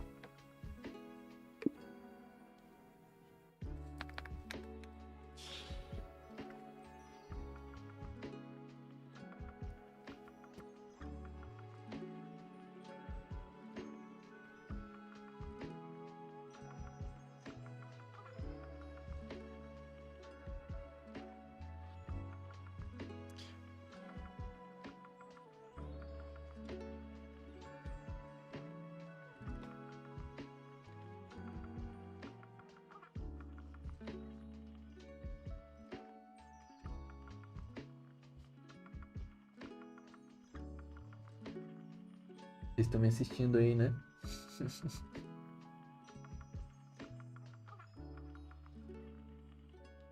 Vocês querem enfiar o dedo na lente? Deixa eu limpar aqui pra vocês, ó.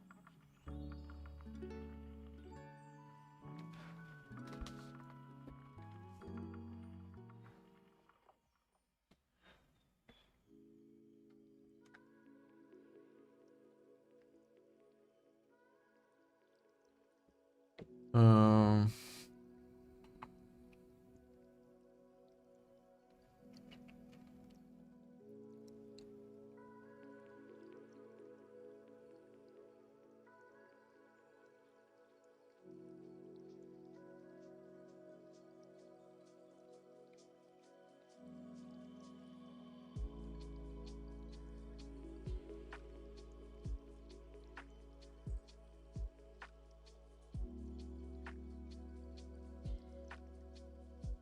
Como é que tá o volume da música, tá bom? Alô, testando.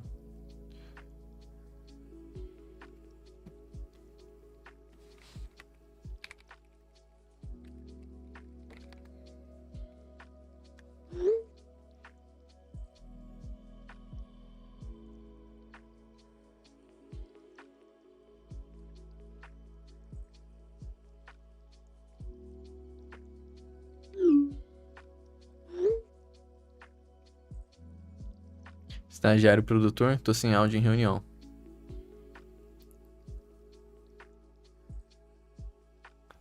Tô sem áudio. Ah, tá, você tá sem áudio, beleza. Deixa eu responder pra você. Boa reunião pra você.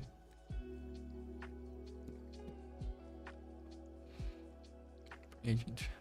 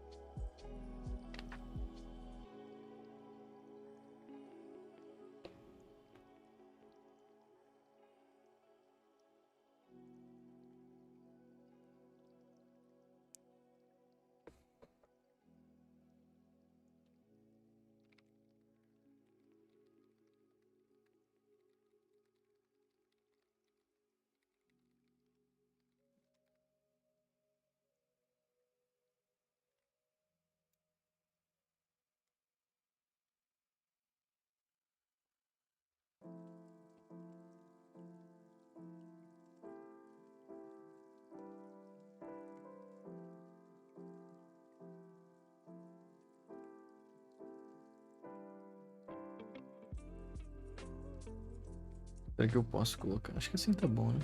Esse toque.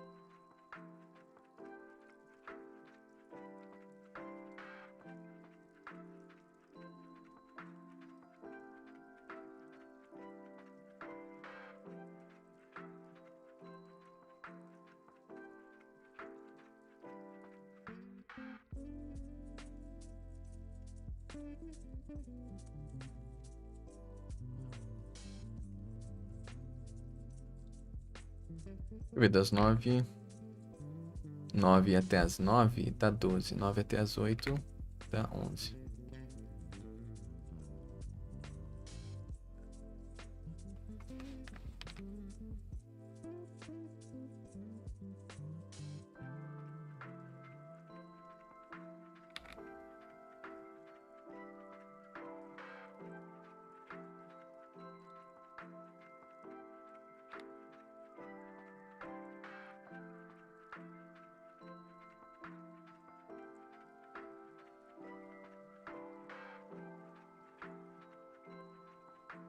Que coisa bugada aqui.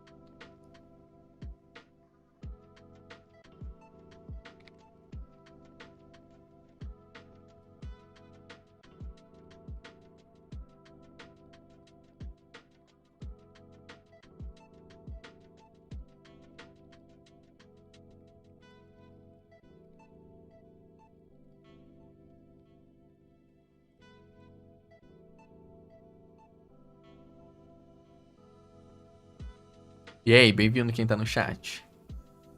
Bem-vindo.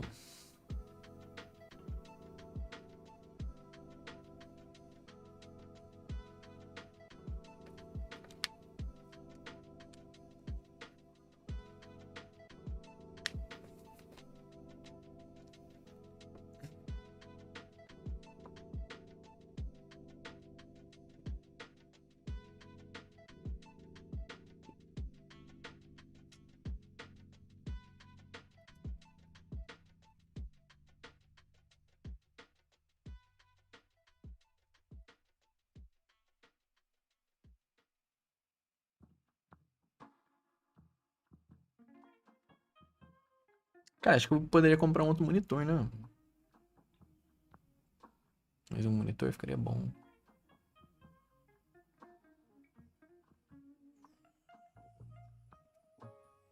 Melhor não. Eu gostei de ter 1, 2, 3, 4. Tem 5 telinhas aqui na minha frente.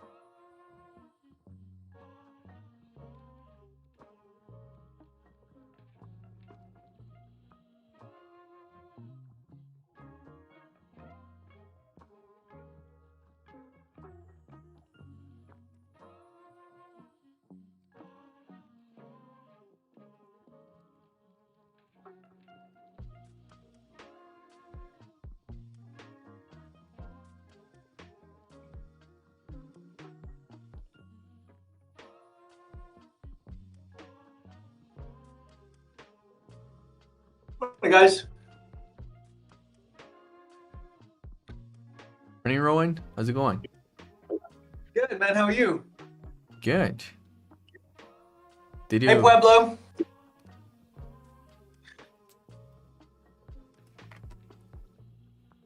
Hey, Ron. Good morning. Good morning. Good afternoon, wherever you are. Actually, isn't it 11? Good morning AM? here still, yeah. 11 a.m. Is it 10 for you or 9. 9? 9. Nice. Did you finish setting up your setup? No. No? No, it's in a box over there. Yeah. Yeah, it's all in boxes. I feel like I need to put the kids down and then come back here on an evening, and when I was a younger man, I could just stay up till midnight, 1 a.m., get up, not think about it. If I stay up past midnight, I'm toast. Yeah, I see. Toast. Yeah. So I yeah, it's like AI can't help me unpack boxes yet. Yet. Well, Robotics. it could hire someone to unpack your stuff and find the Yeah, cheapest. yeah. I already spent let's see. I probably spent close to $1,000 setting up all the equipment that was needed in here. And that includes having a TaskRabbit person, right? Which is that kind of online, casual labor. And I had him come and set up the desk, and it was the wrong configuration for the room. So he had built it twice, and I need to like get over that cost. That was a spike in cost that I need to flatten out before I hire anyone else. Yeah. Nice. How things? So is it becoming? Are you guys transitioning into fall? No, spring. You guys at spring? The weather's starting to get better there yet? Yeah. So it's yesterday and today is still like was cold. So it's still cold. But it's supposed to get better. Yeah, today is warmer. Yeah. Well, we are opposite, right? I know. Yeah, Chicago is a weird city, man, because like you get about 4 months of intense heat where it's like 80, 90, sometimes 100. And then you just get like 8 months of like you get about a month of fall, which is beautiful. And then just gray skies and cold for like 6 months. I hate it. Wow. Yeah. So when I stayed, I think for 2 months in Dublin, and I was considering moving there, because the other previous company CEO lived in Dublin, and there's is it, I don't know, like 2 months of like sun, and the rest of the year. Yeah, man. That's why they're all drinking so hard. Yeah. There's nothing to do but stay in and drink.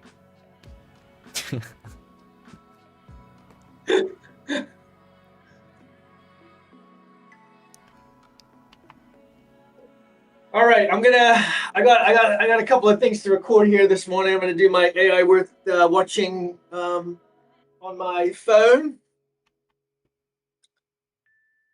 Yeah, you didn't. Well, the camera is in some box that needs to be set up as well. Yeah, the camera, like when I get it dialed in, it's gonna look so good. But it's okay. I need to continue to iterate on the show. Like I'm playing with the show format, so I'm okay to like once I'm pretty excited about. I think I'll probably try and do it in 4K 16:9, and then cut the 9:16 window out of the center. But if that doesn't work, I'm pretty excited to try actually like shooting a native like 9:16. At least I have that option. Yeah. But it's gonna look so much more decent once I get my nice lens on there. Kind of dial in the lighting, get rid of all the clutter. But you know, it's okay. The show needs to feel like it's evolving. So I'm okay. And I'm not really seeing a lot of traction yet. I'm thinking I'm gonna give up on Instagram. It needs. I am gonna give up on here. Yeah, like it takes a lot of effort to like grow.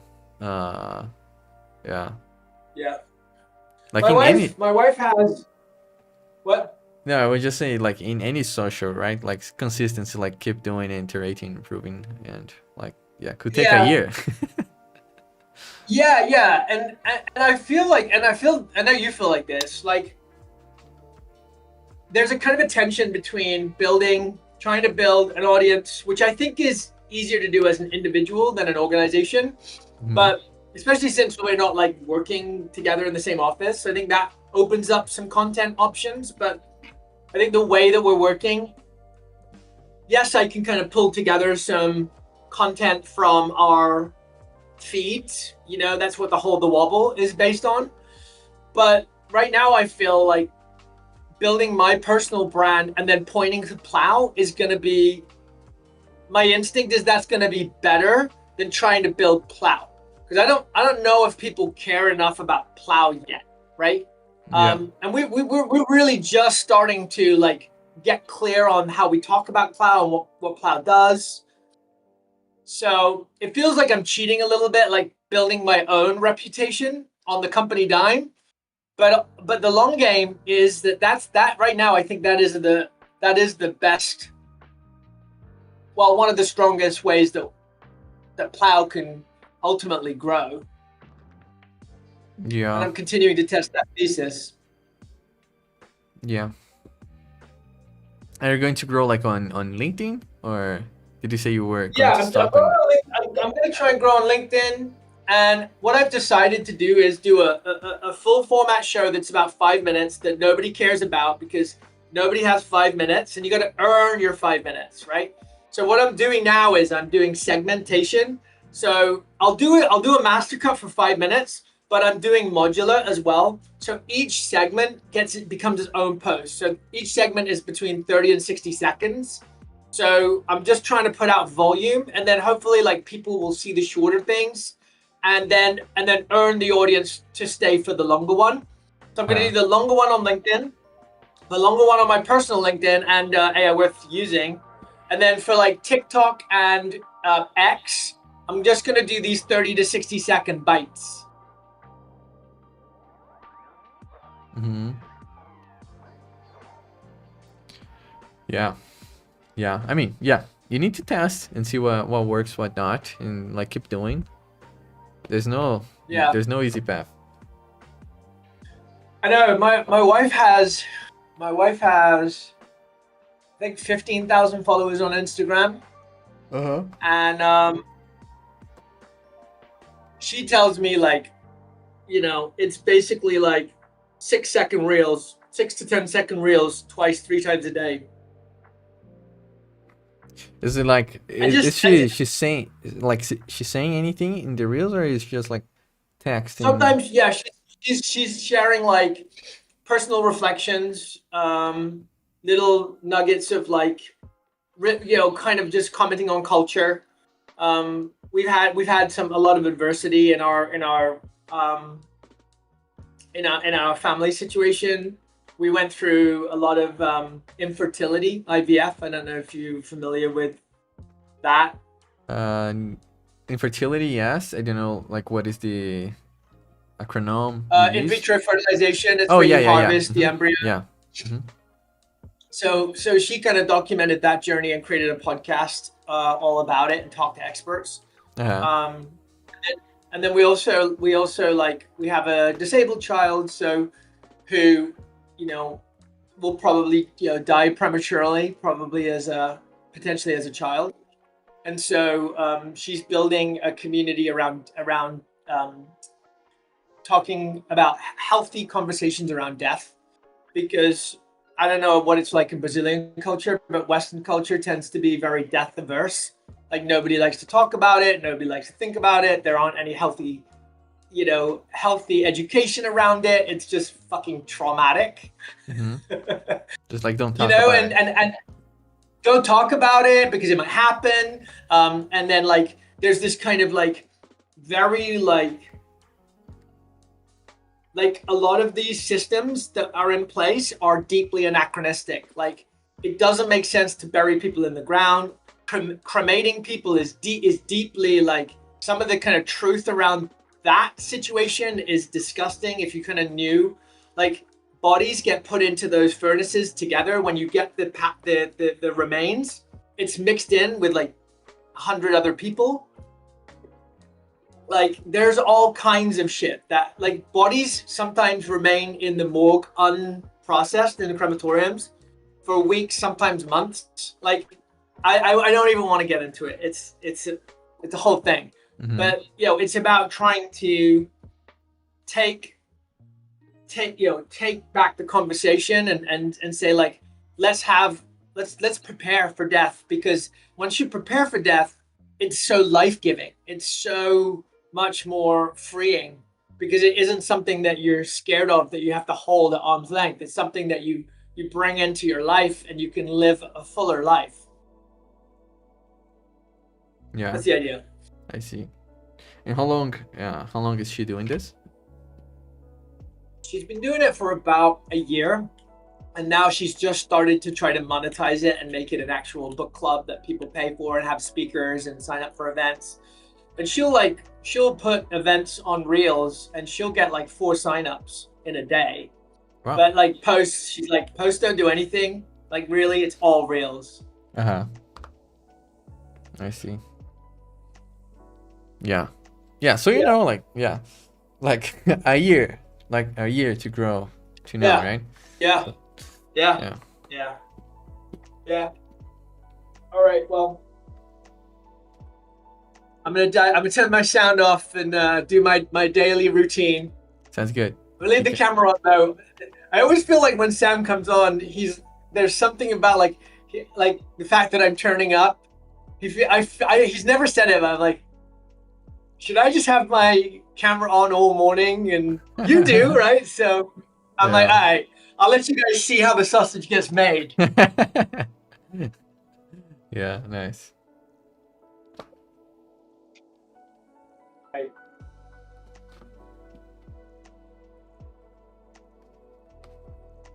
Alright. E aí, pessoal da live que tá trabalhando comigo? Vocês estão trabalhando comigo aí? Ou não? Então, né? Vocês não são braço curto? Cara, que coceirinha aqui. Deixa eu fechar isso aqui. Isso aqui. Vamos ver o que eu acho disso aqui que ele fez. Eu acho que eu preciso que ele abra. É esse aqui, esse HTML que eu queria. Left dashboard.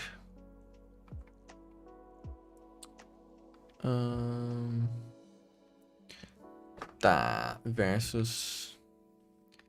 Cara, abre. Na real, minha dúvida é por que você criou o Sam Family Calendar? Por que você copiou o que a gente tinha no Plow Seeds?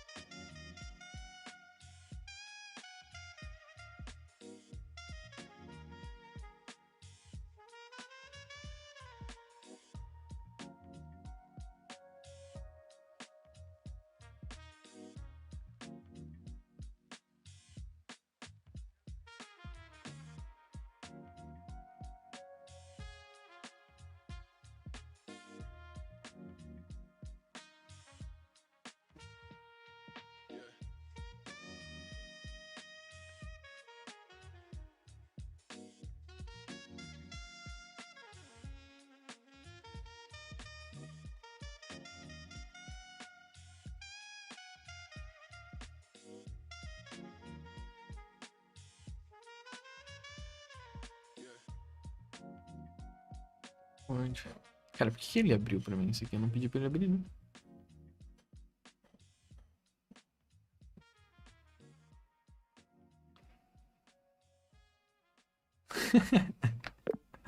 Cara, eu acabei de ver que você pediu. Eu acabei de ver que tinha uma tab de roteiro aberta. Eu não tava entendendo por que tava aberto. Mas agora eu vi que é você. Vou dar uma olhada.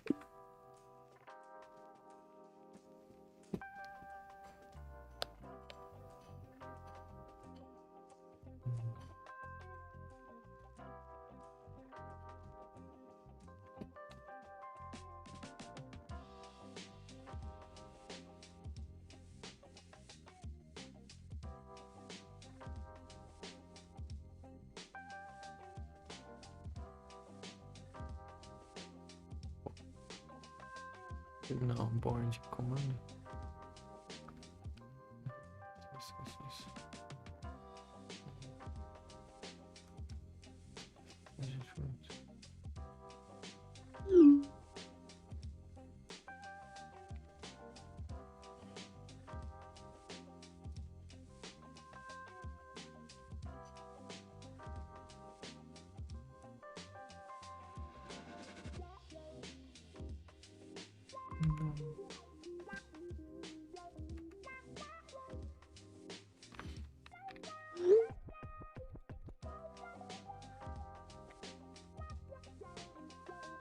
Tá, pera lá.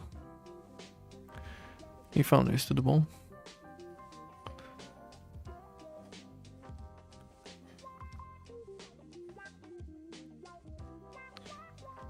Esse tipo de responsabilidade que eu quero que você seja cada vez mais. Mas ainda tem um papel claro. Você ainda não fica diferente em gênero.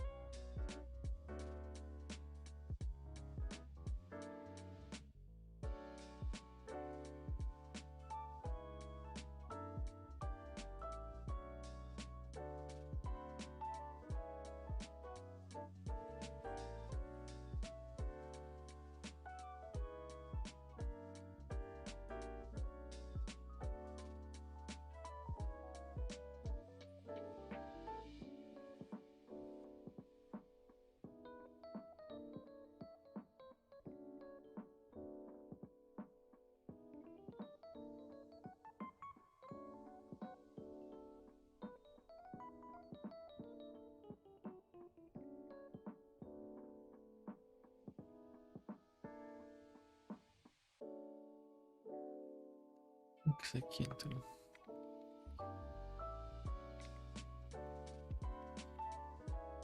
Aqui.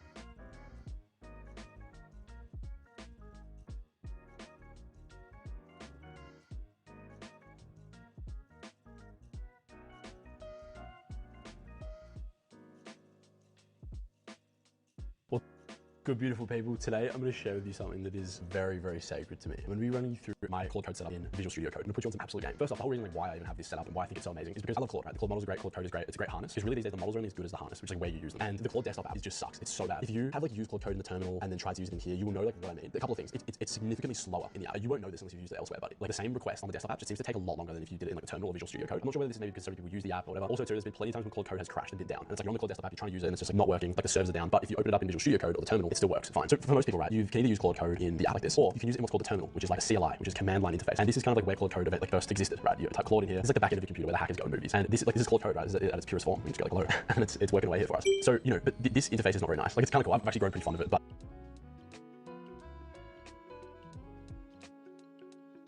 it's not like a form. We can just go like hello, and it's working away here for us. So but this interface is not very nice. Like it's kind of cool. I've actually grown pretty fond of it, but it's not like a nice interface to work in. We've got guys drilling next door, doing construction. So I hope it's not too loud. But I mean, like for most people, it's either terminal, which most people don't really use it here at all, especially if you're not doing coding work, or the desktop app. But I actually run mine in Visual Studio Code, which I'll get to in a second. The Claude desktop app, it is really slow. It's laggy. It crashes. It goes down when the other version is still there. There's also a couple of things. When you're using Claude Code in here, you can't see the files you're working in. You also can't like open up documents. Let's say you're working on a file for like you're writing an article. You can't actually open up the article here and be working on it with Claude, which is just a few little things. I've got plenty of gripes about the desktop app, and I just want to show you a much better way of working. So I'm going to open up VS Code here. So Visual Studio Code, VS Code for short, is essentially it's an open source free code editor. I think Microsoft bought it, but you just go online, you just search like download VS Code. I'll put the link below, and you download it free onto your device. And then this is my setup right here. So I've got it in light mode. Don't hate me. I actually love light mode during the day, but at night time, I can just chuck it in like a color theme. We just go like dark. I can't use light mode at night. In the morning I have a dark mode. Don't worry. But we can change that up just so you are aware. But this is the setup. So we've got the little Claude Code panel on the left, sorry on the right, and I can go and give it some tasks like let me just say like when is my flight this afternoon? Send him off there. So it's actually like a pretty nice Claude Code interface in here, and you can see like we can go up here and see all our previous sessions. Edit, delete. We can see like the web. If I want to work on something specific, we can go to lists, dividers. It's literally just like using Notion. It's almost like it almost replaces Obsidian too, because Obsidian is really just a nice user interface over the top of your Markdown. This thing out of work in here. If you've got PowerPoints, you can open up PowerPoints here and like manage them in the folders. I just think this is probably the best way of working with Claude Code. But so this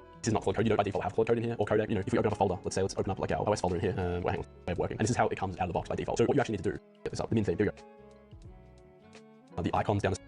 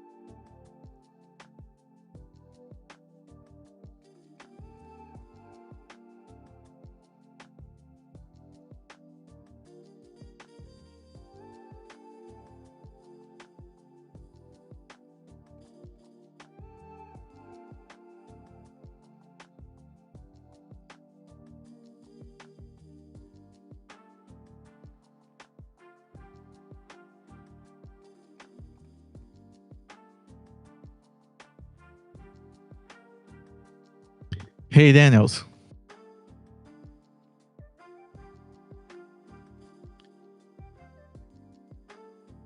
Fala.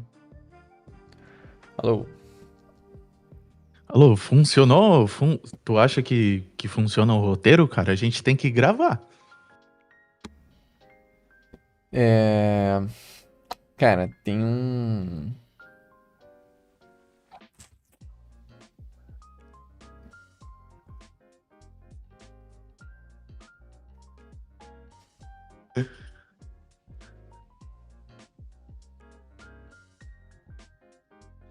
Cara, é o seguinte.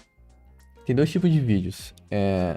Tá ligado o Tel GG? Desculpa, não ouvi direito? Tá ligado o Tel GG? Não.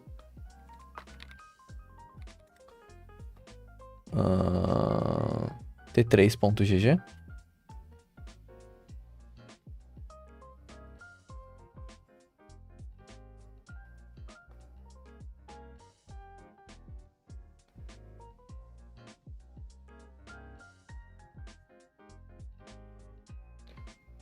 Não, eu não tinha.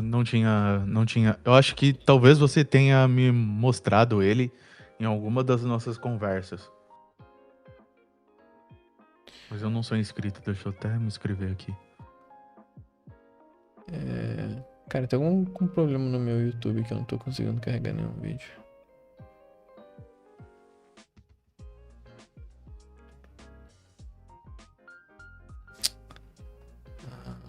Deixa eu ver. Cara, é o seguinte, Cada atendente da sua equipe usa um número diferente tem no uma WhatsApp. coisa, tá? É o seguinte, quando a gente grava vídeo, o vídeo com teleprompter é fácil pra eu gravar se eu tô gravando o Talking Head. Se eu tentar gravar o vídeo com teleprompter fazendo a coisa na tela, seria a primeira vez gravando nesse formato. Tipo, eu tentando ler o roteiro e tentando fazer na tela. Na verdade, não a primeira vez. Quando eu fui fazer algumas demos pro Sam, e não tinha... Era esse formato que eu fazia, né? Olhando pra câmera e lendo o teleprompter e aí controlando o computador. Não é um modelo que eu sinto que eu me sinto confortável pra gravar. Beleza. Tem dois formatos que eu me sinto confortável pra gravar. Um é o teleprompter e eu tô somente interagindo com a câmera. Tipo, lendo o teleprompter. O segundo é eu interagindo com a câmera sem o teleprompter. Também funciona. Então, sem o teleprompter, eu consigo... Na live, né? Na live eu consigo interagir com o meu computador e falar o que eu tô fazendo. Só que aí é um negócio menos scriptado. Tá? Que daí, enfim, é um estilo diferente. Dado isso, o que você acha que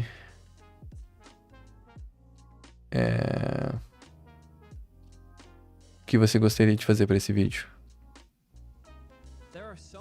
Bom, a gente tinha conversado de testar, fazer uns vídeos com roteiro. Então, como eu tava imaginando, na minha cabeça, você não ia fazer isso com teleprompter, entendeu? Tipo, como que eu faria? Eu, tipo, leria as partes, tipo, igual, bloco 1. Eu, tipo, leria, entenderia e, tipo, iria mostrando no meu PC. Eu, tipo, faria assim. Só que daí a gente, tipo, conversou sobre fazer Entendi. vídeos, tipo, mais com roteiro e tal, pra gente testar se isso faz sentido pro nosso modo de produção ou não. Como que eu imaginei você fazendo isso? Eu imaginei que, tipo, tu estaria lendo o teleprompter ao mesmo tempo que você, tipo, estaria, tipo, mexendo no computador. Eu não sabia que isso seria ruim pra você. Eu imaginei uma coisa mais natural, na verdade. Tipo, conforme você tivesse falando, tu deixasse a tela do computador aberta e você fosse ali mostrando My People conforme você fosse falando.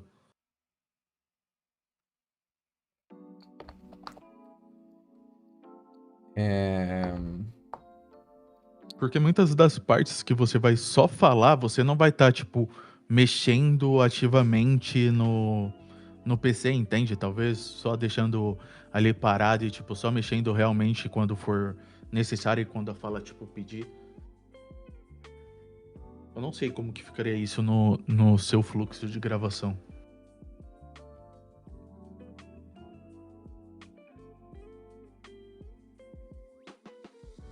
Eu treinaria o freestyle. Pô, eu acho que é a parte mais. Eu acho que é muito mais tranquilo você gravar assim, entende? Ah. É...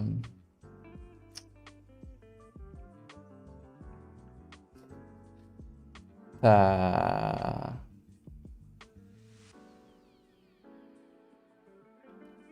Então, se a gente vai fazer freestyle, aí não precisa. O roteiro, ele não vai ser tão específico, né? Esse tipo de roteiro faz sentido se eu estiver lendo ele no teleprompter. Que daí é exatamente o que eu tô falando. Só que aí a gente não consegue gravar a tela ao mesmo tempo. É... É... Talvez o que dê pra fazer é você pega esse roteiro e você coloca o TDAH, a skill de TDAH, porque daí fica só o que, tipo, o que é pra eu fazer, entendeu? Ao invés de falar exatamente o que fazer, é só o que. Beleza, eu acho que eu não me expressei muito bem quando eu tava falando. A gente tá pensando em um formato diferente, sabe?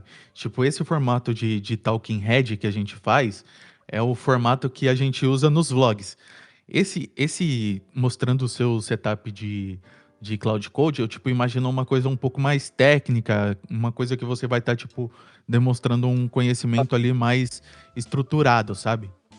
Tipo, eu estou mostrando o meu setup de cloud. É...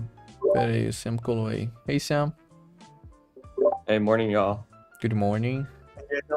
Um, I'm not able to switch to the vault on the latest I downloaded latch. What do you mean switch to the vault? Like open that tab? Yeah, so if I hit the tab, it doesn't do anything. I don't know what is the version that we're running there, but I can check a build from main test and do a either a release candidate or like promote, so you can download the most recent. Because we're gonna be having investors install this. So, I mean, I think it would be good to just like try to root cause and reproduce it, and then make sure it's fixed. Well, put it this way: it's going to be really bad if investors can't open the vault. So yeah, you can promote main and say it's fixed, but if it's like an intermittent issue that is in main, that's going to be. Oh yeah, no, I'm talking about this because I have no idea of what are you running, and well, yeah, I understand what you're talking about, like figuring out what is the root cause. I would just, given over the next 2 weeks we're showing all this to investors, I would just try to make sure. I sent you the version number. If you're confident it's fixed in main, then that's fine. But I wouldn't simply just like release a new main and say, okay, we're good to go. Or you're taking risk with like the fundraise, by doing that. Yeah.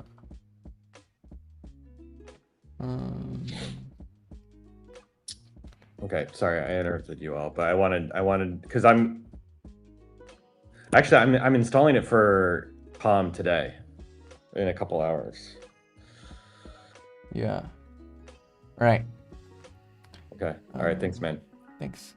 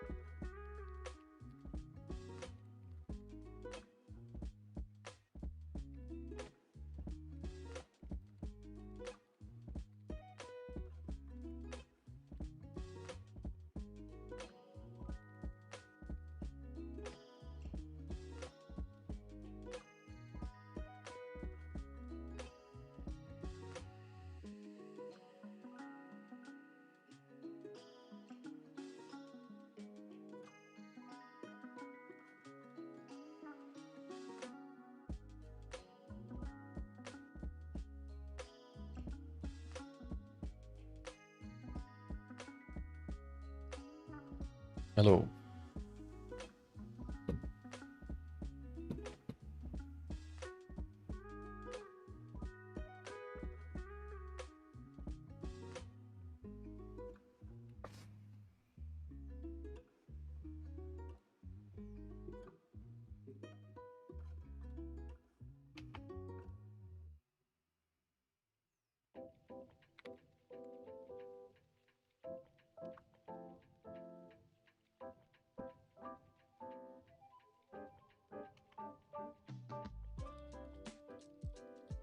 Alô! Aê, boa.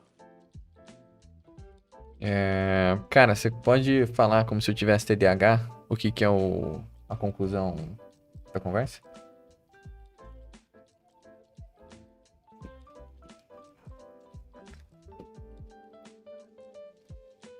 Precisa gravar. Abre o Screen Studio e grave. Tô zoando. Tu precisa... Eu entendi o que você falou. Eu vou separar o roteiro por ações de tipo de coisas que você precisa fazer. E eu vou te mandar. Daí você grava, cara. Tá. A gente, tipo, precisa gravar. Tipo, até se não for o perfeito.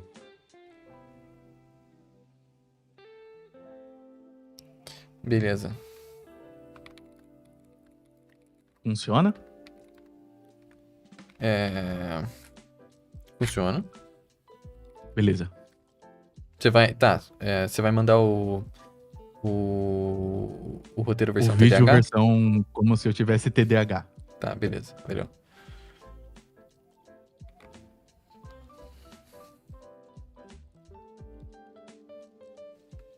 É igual eu tava te falando. Esse aqui é tipo, é realmente pra ser um formato diferente do que normalmente a gente faz, sabe? Que é tipo um formato um pouco mais educativo, digamos assim, que tipo a pessoa ela pode aprender uma coisa ali com você, que no caso é o jeito que você pensou pra fazer o seu setup de cloud. É um tipo uma coisa um pouco mais estruturada do que a gente faz nos vlogs. Sim. Tá bom. Beleza. Eu tô... Beleza. Tá. Beleza, tu pode se expressar. Se isso for ruim Não. pra você, Vamos... ok. Cara, a gente vai experimentar, entendeu? Beleza.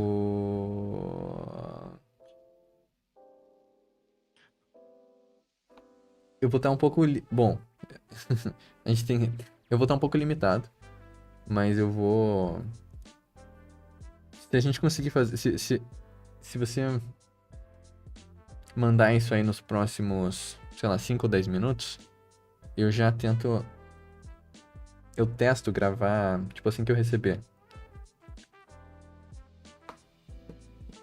Porque senão... Porque Beleza. depois Vai estar das pronto por duas, 5 10 minutos. quando tem call, vira um bololô o dia. Sobre isso, cara, se for, tipo, te atrapalhar no trabalho, não sei o quão suave é você gravar, tipo, à noite. Mas daí, tipo, a gente ia ficar sem o vídeo de hoje, mas daí é pra compensar o que eu posso fazer. Agora que, tipo, eu tenho acesso lá pra postar os carrosséis, a gente produz conteúdo lá no Insta. Tudo isso aqui que a gente tá fazendo, eu vou, tipo, usar pra fazer um carrossel. E daí eu, tipo, posto 3 conteúdos lá no Insta durante o dia. Mas não sei, eu já tô fazendo aqui agora. Nos próximos 10 minutos vai estar pronto. Beleza, valeu.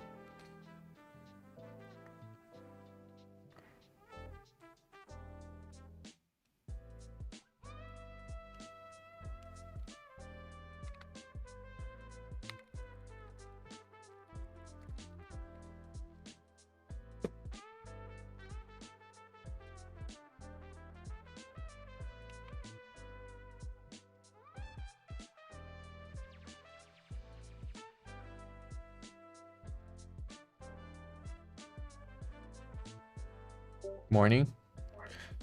Hey, good morning.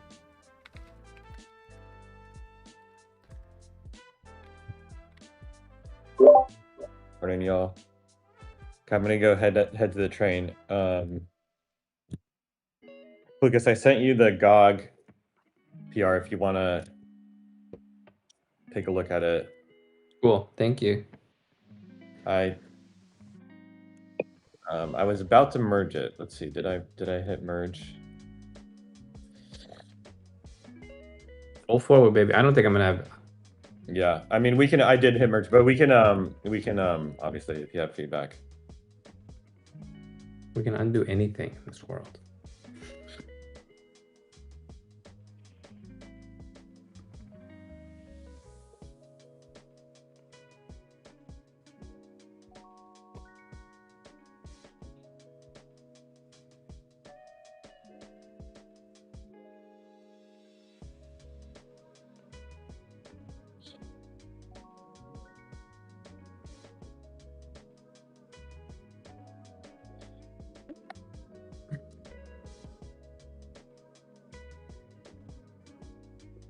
All right. See y'all.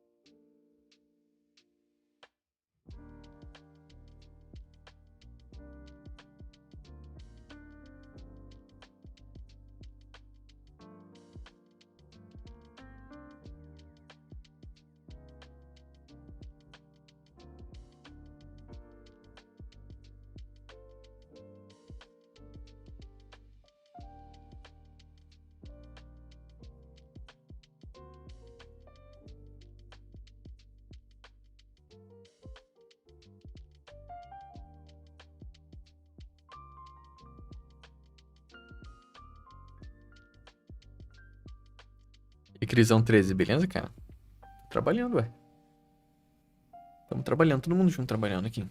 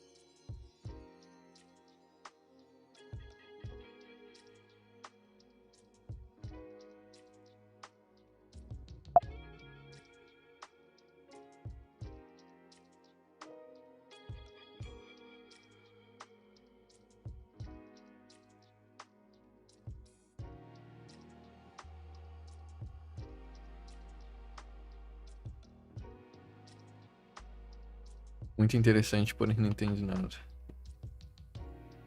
Engraçado. Cadê? O que você não entende, cara?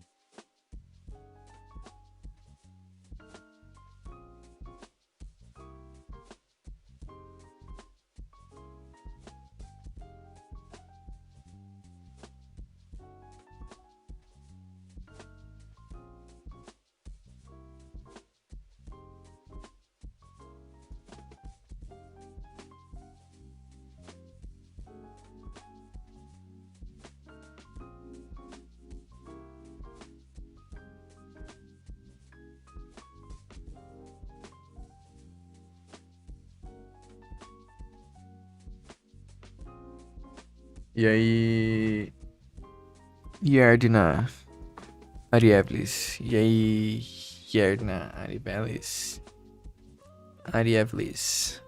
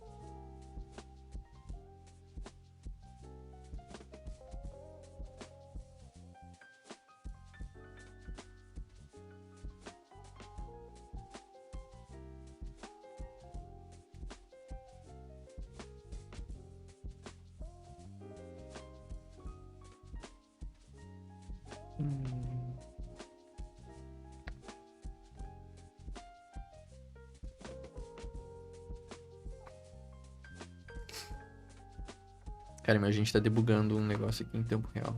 Ih, o que aconteceu com a minha câmera? Certo, acabou a bateria dela.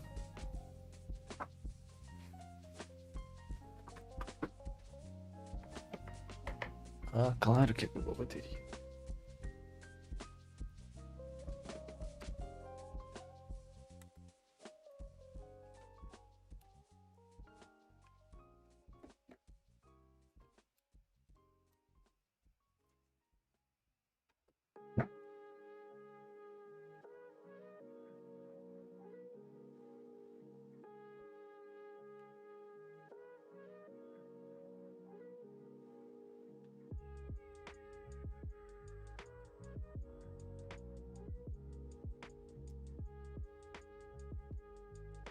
Hi, Lucas. Hey, good morning. Hey, I have a quick question for you. You got a second? Yeah. So I had Amazon Plow stumble at Amazon purchase last night because it didn't want to do the two-factor authentication. Is that common?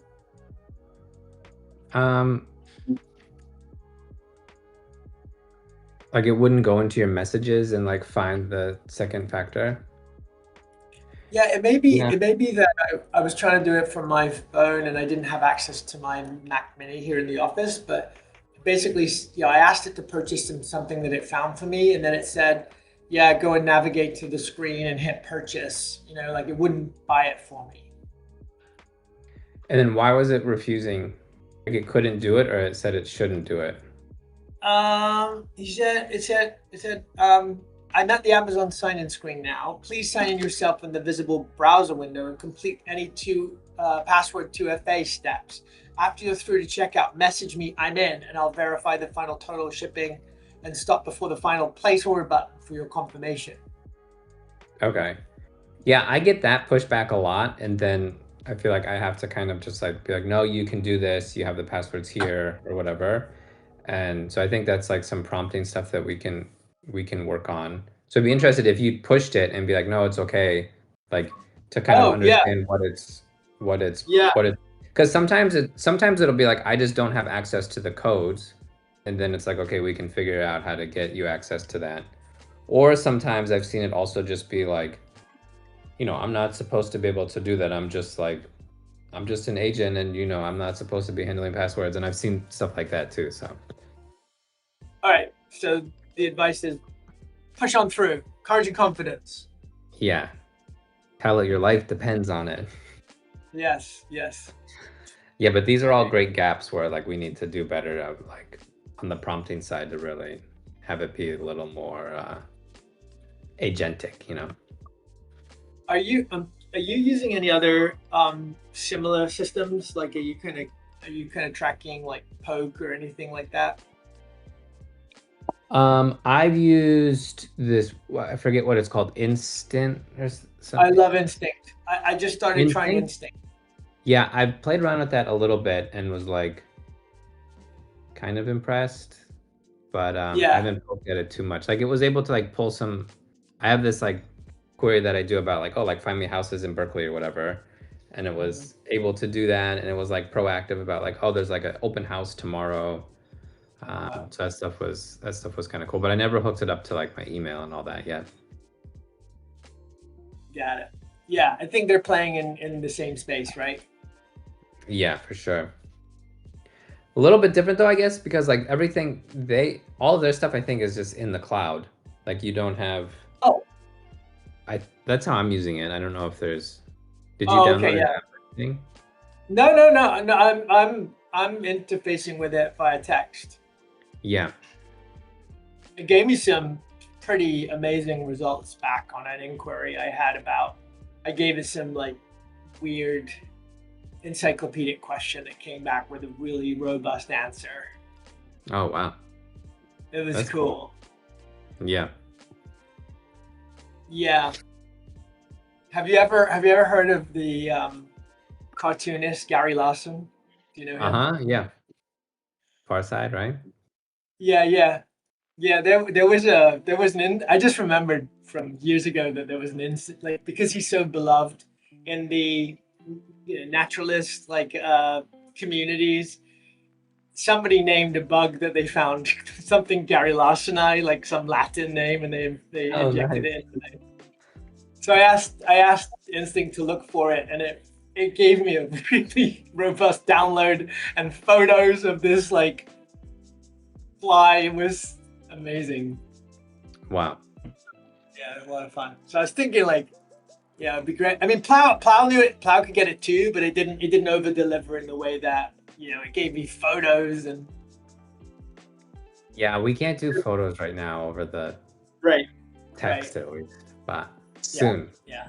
Daniel. That's what I was wondering. That's why I brought it up. I was wondering, like, obviously there's a roadmap, nice to have, right? Yeah. The original Plow app could handle photos and stuff, but the new stuff can't just yet, but we're working. Yeah.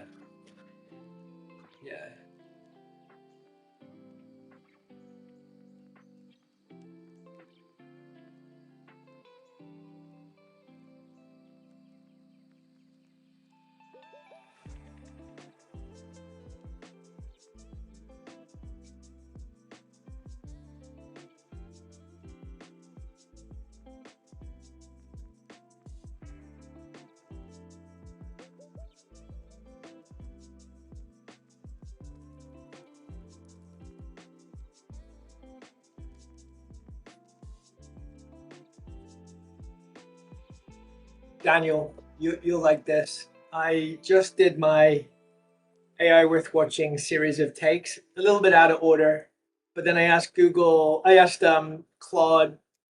Cowork if it could edit my video into order and give it back to me as an MP4 in the right sequence, and it's working on it right now.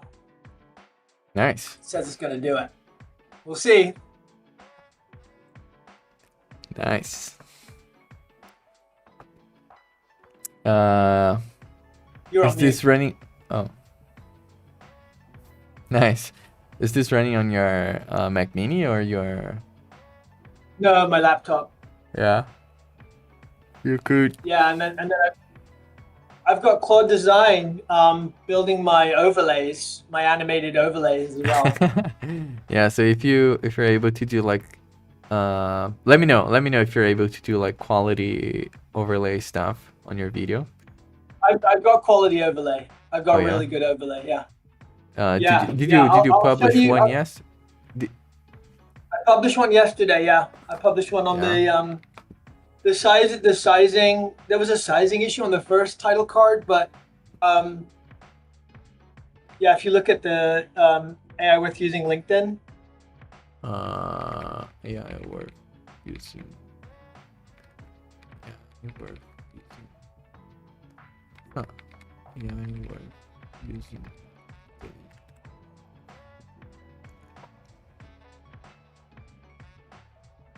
Is it on yours as well? It's on mine as well. Yeah. Okay, yeah, let me check yours because it's easier to find you. Yeah.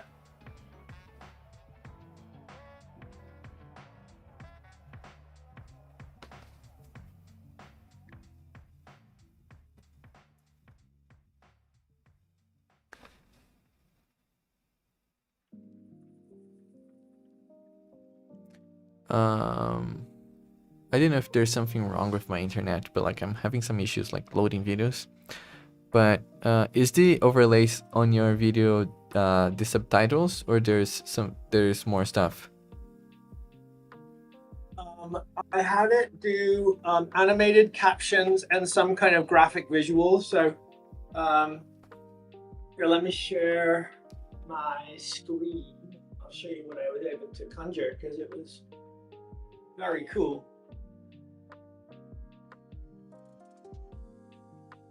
For some reason now I can't break over to this one.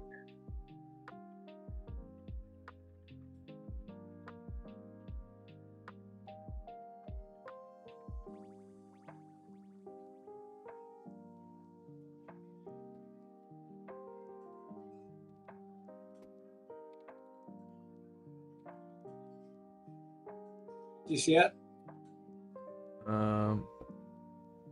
Now I see. Yeah. Yeah, it's using the DM Sans font. It's using the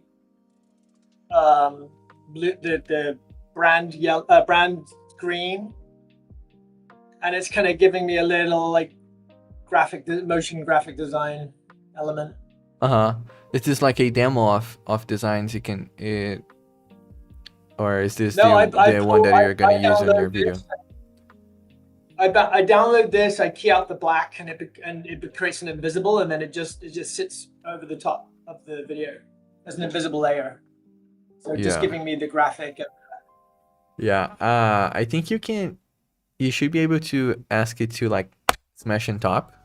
I don't know if you're doing this process manually of combining, like putting the overlay on top of your video, but it should be able to do the final step as well for you. Yeah, it's taking a long time to create the rough cut of the right sequence. Once I've got that, would you recommend Yeah. putting the video in design or the design file into Cowork? So I've never You're using actually, Code. yeah, I actually never used like that's called Cowork, this visual interface from Claude, but I'm guessing like it's the same Claude, you know. So whatever should work. Like you could just like paste the path to the to the video, the new video that's rendering, and say, hey, now apply this overlay on top of it. Where it's relevant. At the start of each chapter. Oh, okay, yeah, I see. There's this as well.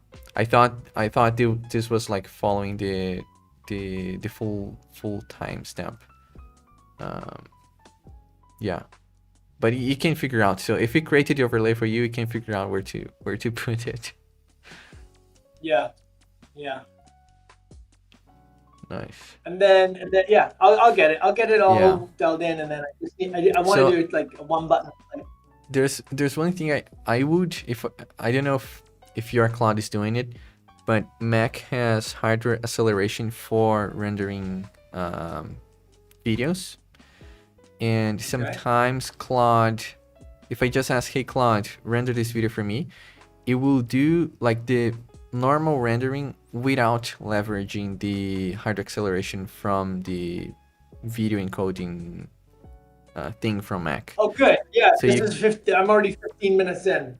Yeah, so you could ask like if it's using or not, and if it's not, to cancel and leverage the Mac hardware for video encoding. Okay, so while it's processing in Cowork, I'll just say, are you using the computer hardware accelerator? Yeah, you could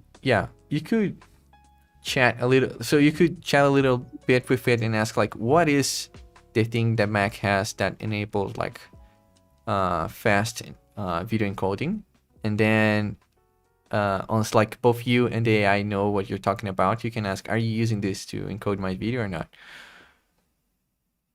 Okay. Do you think I should start a separate chat for that because it's processing, or do you think I can So have you- that go in the same?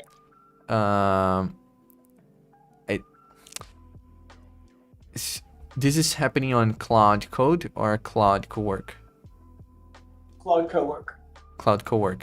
Yeah, I don't know if there's a feature for this, but in Claude Code, there's a way you can ask the agent while it is working. It's like / by Yeah. the way.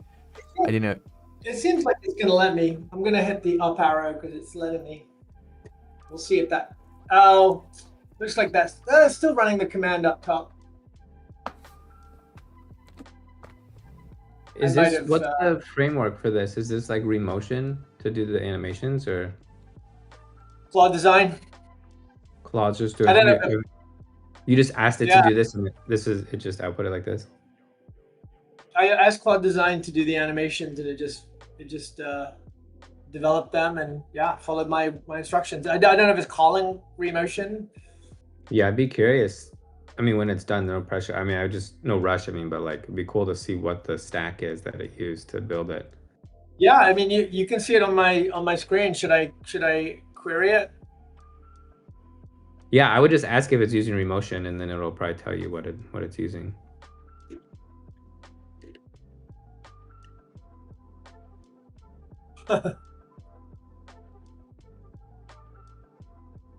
Sauteing. Find out. HTML, CSS. Same idea, but not Remotion. Cool. Wild. Looks good. Yeah, I think we have a solve for the how-to videos. You know, adding some graphics to those. Daniel is saying video toolbox, Apple's framework that has encoding to the dedicated media engine on the apples. Yeah, so just make sure it is using that.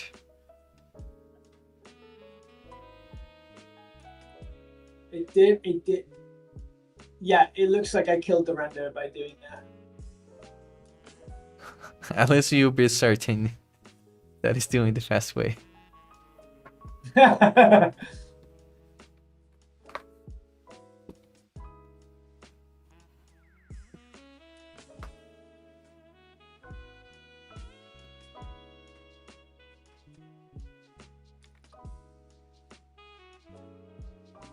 Oh wow, it's saying if you want the full res conform fast, the move is to run one video toolbox command in your own terminal, or just input the FCP XML file that I'm creating, and let Premiere use the hardware encoder directly. So it's giving me the command. Yeah, I would. Yes, I put. If this was my agent, I would tell the agent to that is its job to do that thing for me, and like run the command itself, like run the I use ffmpeg, and yeah, you could either ask like for the command to run on the terminal. Oh, so from Cowork, I can tell it to launch it in terminal. I mean that's all. Like again, I've never used Cowork. I just use Claude Code, but Claude Code for me runs the commands, and I'm guessing like it should be able to do the same thing. Like, and you can like try, you know, like to figure out if it can, just ask it to do it and see if it works. And if it doesn't, like, you know, it can't. Cool. All right. All right. I had I'm not in the habit of being my own advocate against Claude's resistance, so I appreciate the tip. Yeah. Tá, vamos lá.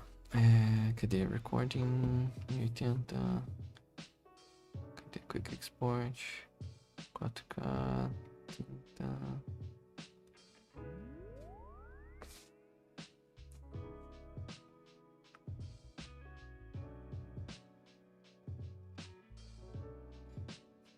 Beleza. Tá tudo certo aqui.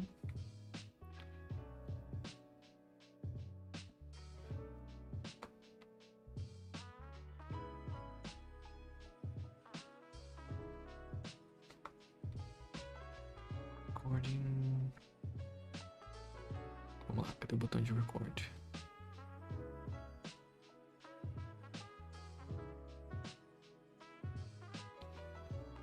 Acho como que eu gravo isso aqui, gente. Acho que não tá aqui na tela pra gravar. Teoria. Cara, eu só quero gravar. Cadê o botão de gravar? Deixa eu fechar isso aqui. Achei. Camera.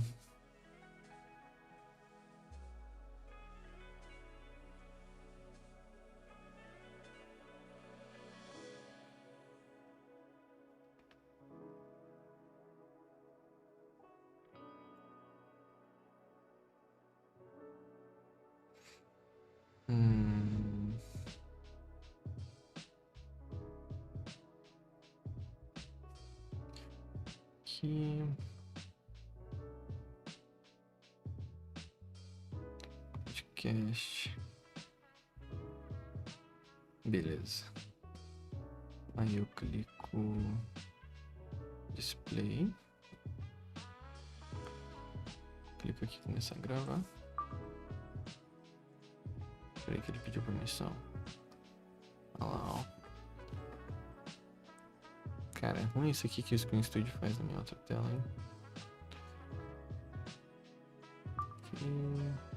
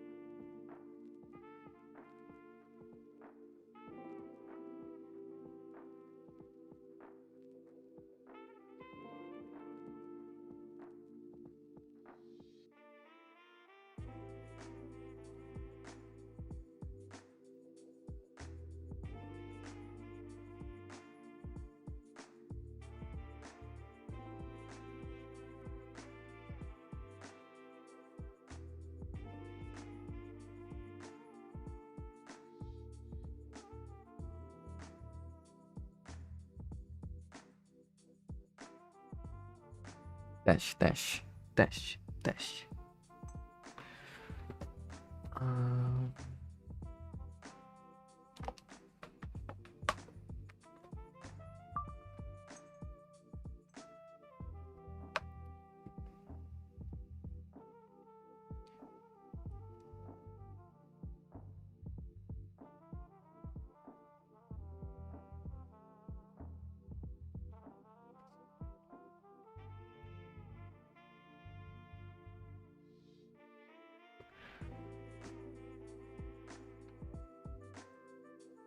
E aí, pessoal, tudo bom? Hoje eu vou mostrar para vocês o meu setup de Cloud Code e como que eu realmente trabalho com vários agentes, tá? Mas,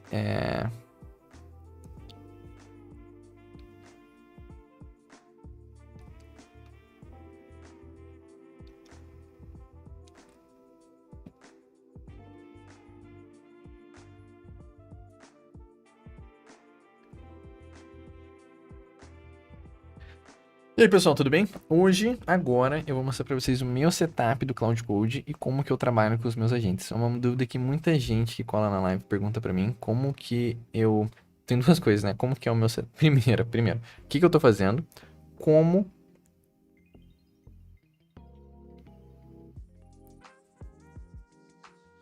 O que que eu tô fazendo?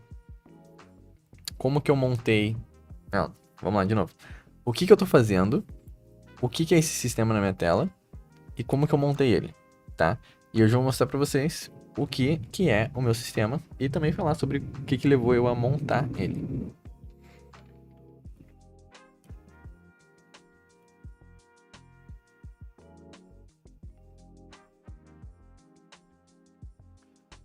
Então o que vocês estão vendo na minha tela aqui é como eu trabalho, tá? Na maior parte do tempo eu vou trabalhar dessa forma aqui.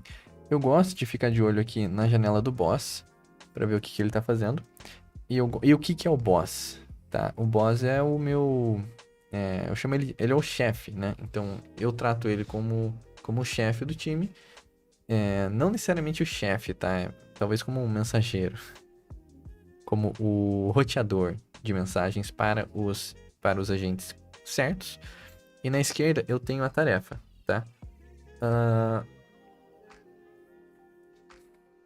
O que acontece aqui? Eu poderia trabalhar assim, ó. Certo? Eu poderia, não poderia? E aí, se eu quisesse falar com esse agente, eu falaria aqui, né, nessa janela. Se eu quisesse falar com o 392, eu falaria aqui, o 393 aqui, o 459 aqui, o 470 aqui, e assim por diante, né? Olha quanto agente aqui. Beleza, vamos voltar lá pro boss. E se eu quisesse ver, eu não sei se vai carregar agora pelo tanto de agente que tem rodando e eu tô gravando tudo ao mesmo tempo. Mas eu consigo ver todas essas janelas. Deve ter quantos agentes? Vamos descobrir. Eu removi. Eu tinha um contador de agentes que mostrava quantos agentes eu tinha. Acho que aqui a gente consegue ter uma ideia. Não, a gente não vai ter uma ideia. Cara, eu não vou contar aqui, mas... Tá bom, eu vou contar assim. 1, 2, 3, 4, 5, 6, 7, 8, 9, 10, 11, 12, 13, 14, 15, 16, 17... Talvez uns 30 agentes aqui, tá? Alguns estão trabalhando, alguns estão parados. Mas enfim. Então eu poderia trabalhar... Pera aí, deixa eu botar aqui. Every time.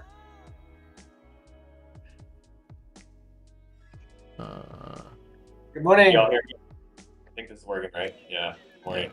Wow. The Walk Me Through It machine's been up for like a week. It's because I was there. Yeah, good work. No, I'm just kidding. 239 hours.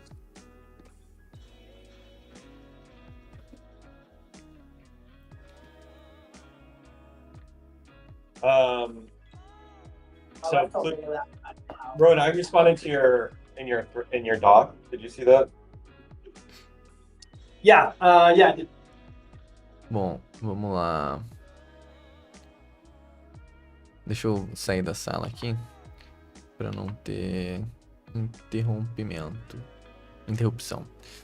Tá, o que eu tô falando pra vocês? Eu poderia trabalhar com meus agentes aqui somente no terminal, tá? Só que isso não faz sentido pra mim, porque, cara, eu não consigo saber o que esses agentes estão fazendo com essa visão aqui. Tipo, tem 30 agentes, mas o que cada um tá fazendo? Não que eu... Assim, eu vou explicar pra vocês que eu também não quero saber o que cada um tá fazendo. Mas, se eu trabalhasse assim, eu teria que saber o que cada um tá fazendo, porque eu estaria comandando cada um dos agentes, correto?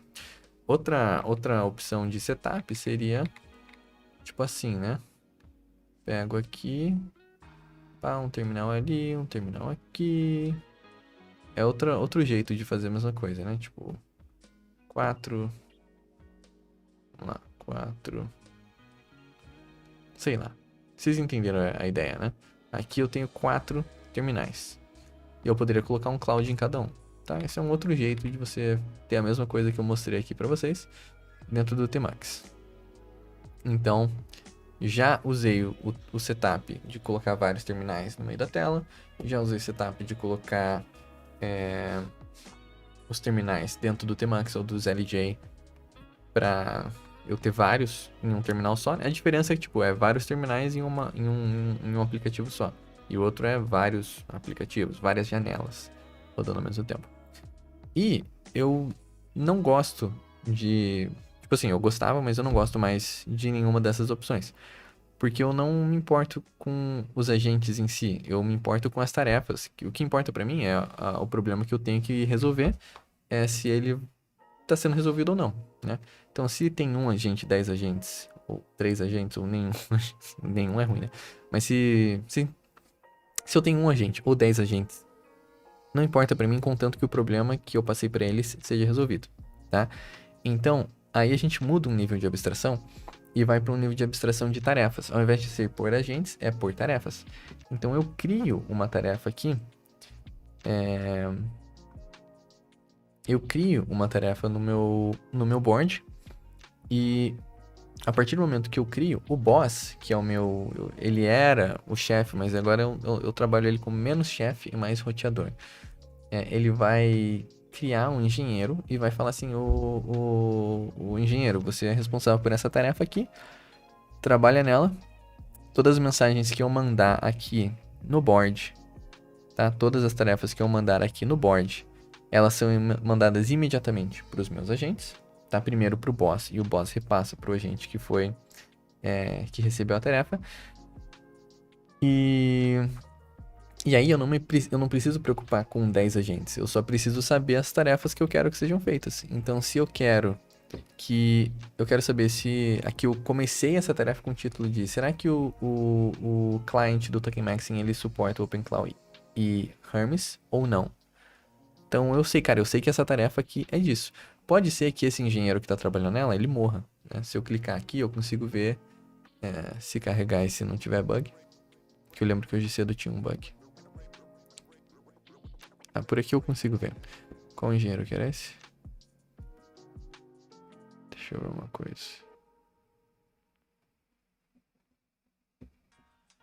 Bom, isso aí é um bug que eu tenho que resolver.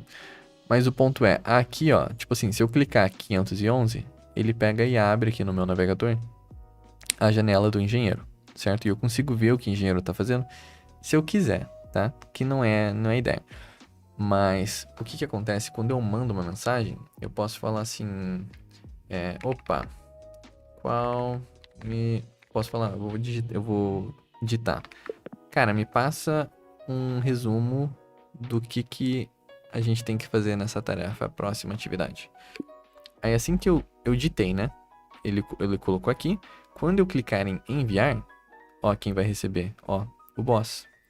O boss já recebeu uma mensagem, né? Ele recebeu e ele sabe que o engenheiro que está trabalhando aqui é o 511.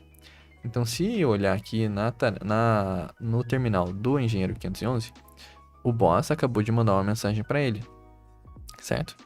Então, agora o 511 recebeu a mensagem. Cara, me passa um resumo do que a gente tem que fazer nessa tarefa, próxima atividade. Aí, ele vai... o engenheiro que trabalhar na tarefa, ele vai me responder por aqui.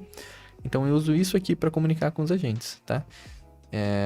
Aí quando ele trabalhar na tarefa, ele vai mandar print, ele pode gravar vídeo, ele abre as coisas no meu computador para mim. Enfim, tudo isso os agentes eles fazem para mim, sem eu ter que ficar... Nesse exemplo eu mostrei para vocês o que estava acontecendo na janela do engenheiro 511, para você ver na prática, né? Olha, ele já me respondeu aqui. Mas eu não uso isso, né? Eu só falo com o boss.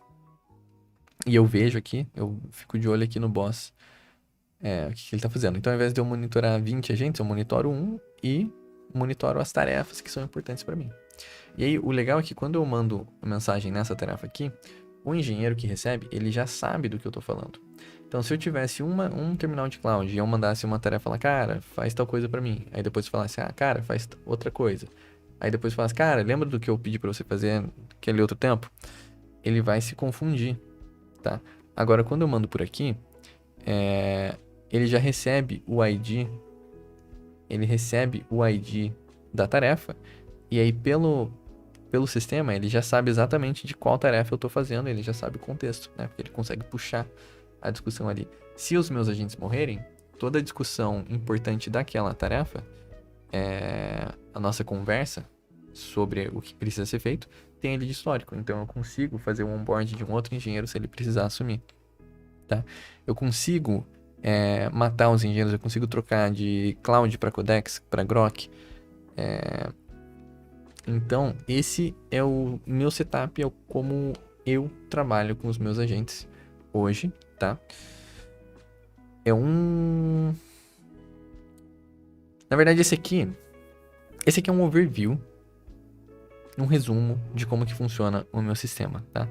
Tem outras coisas que a gente consegue fazer, por exemplo, eu consigo colocar o boss para ele de fato gerenciar o time e ele tocar a tarefa e não deixar o engenheiro sem trabalho.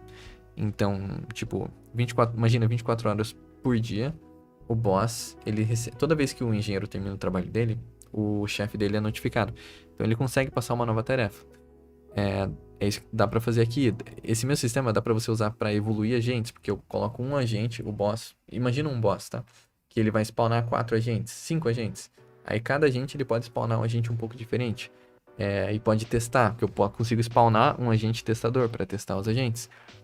E verificar se em alguma... Primeiro tem que escolher a métrica, né? Escolher a métrica. E aí fazer o testador testar os agentes e ver qual que é o melhor. E do que é melhor, ele pega e faz uma mutação do prompt na próxima vez que ele criar o agente. Tudo isso eu consigo fazer porque eu tenho um sistema que permite o meu agente conversar com os outros agentes. Tá?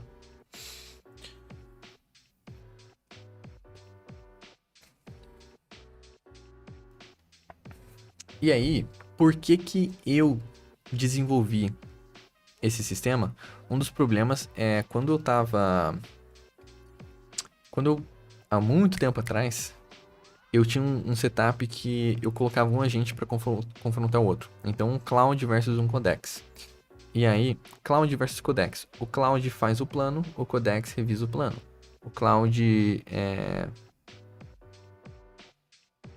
olha a revisão do Codex e arruma.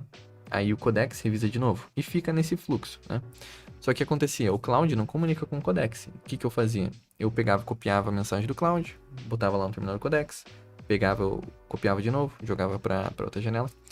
E eu percebi, cara, eu tô fazendo o trabalho de ser o mensageiro, de mandar mensagem daqui para lá.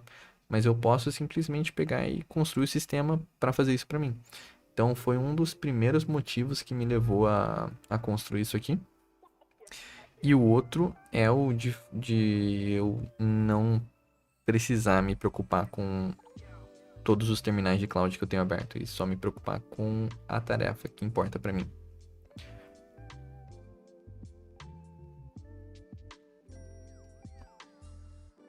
E aí, tipo assim, se eu tinha 10 terminais abertos e eu passava a tarefa pro primeiro, aí depois eu passava a tarefa pro segundo, passava a tarefa pro terceiro, eu era a pessoa que tinha que ficar passando tarefa, né? E aí eu chegava no 10º, o quinto já não tem mais, já terminou o que ele tá fazendo. Ou, é muito comum, eu tô dando atenção só para um terminal, que é a tarefa mais importante, aí o resto tá parado, tá? Então isso é outro problema que a gente consegue resolver aqui.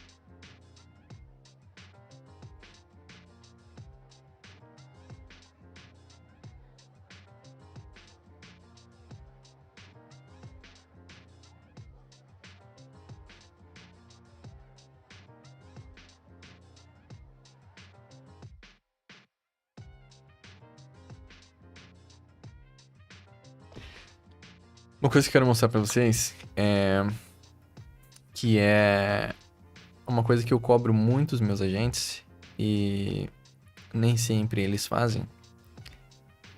Eu vou perguntar aqui pra eles.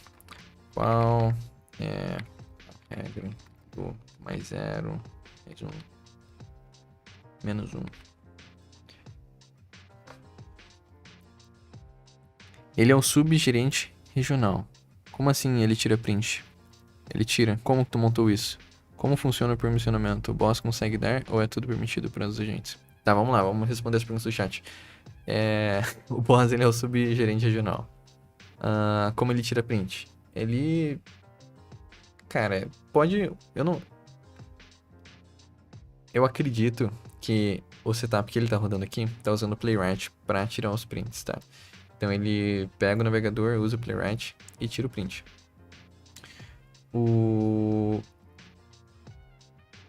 Hoje, o que eu uso para controlar o navegador, eu não uso o Playwright. Eu uso a própria ferramenta do Plow, que vem com o navegador empacotado, que ele, tipo, de fato navega na internet para mim. Se eu pedir para ele, cara, vai lá no iFood e compra comida para mim, ele vai lá no iFood, compra comida, bota no carrinho, pede, vê meu endereço e chega aqui em casa, tá? Mas nesse exemplo específico aqui que você perguntou, ele tá usando o Playwright. Como que eu montei isso? Cara, eu montei...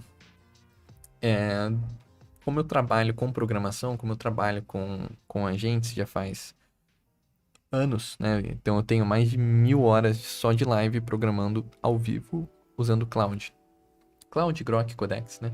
Depende de qual ferramenta tá melhor no momento. Eu fui tendo as minhas necessidades de programação e eu construí o sistema para resolver as minhas necessidades. Então esse sistema que eu construí é o sistema que eu uso para programar, que é o melhor para mim, porque foi feito para mim, não é um sistema genérico, né?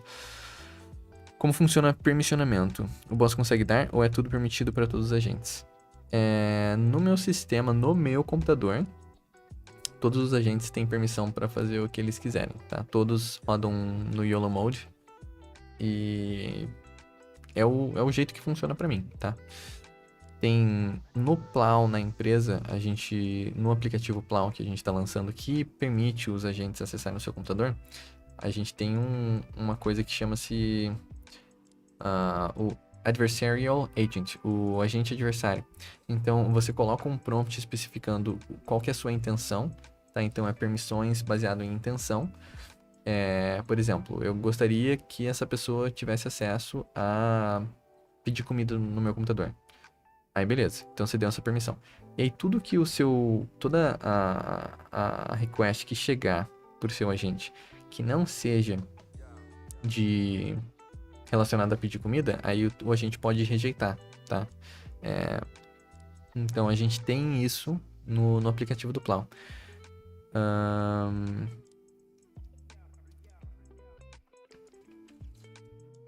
Que não é o caso no meu as coisas que eu faço. Exemplo, esse agente, como é uma coisa pessoal, pra mim, eu gosto de dar liberdade pros meus agentes, pra eles, cara, fazerem a cagada que eles quiserem fazer.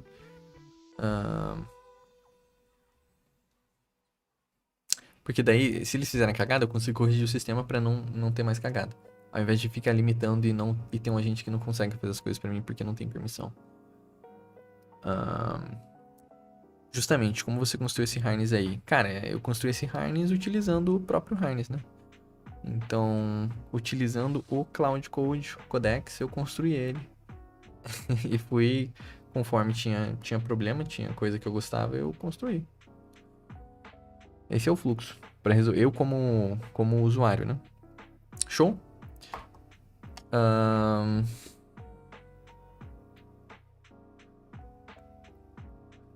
Para você que ficou até o final nesse vídeo, deixa eu falar para você aqui, ó.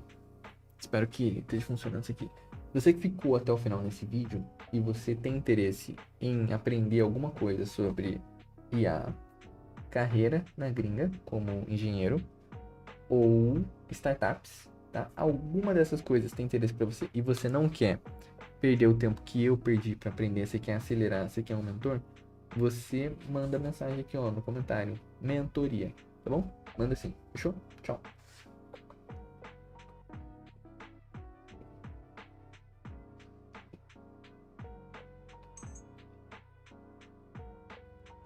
Tá, beleza. Ai, gravado.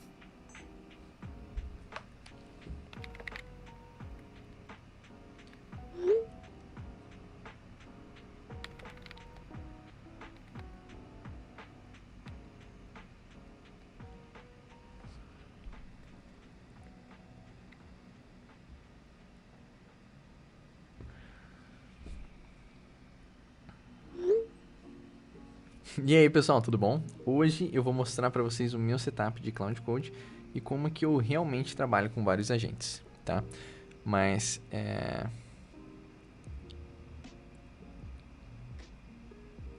deixa eu ver aqui. Edit.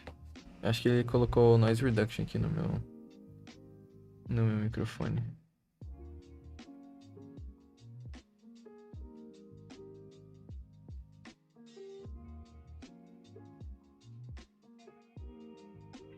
Cadê? Deixa eu ver. Captions, áudio. Não.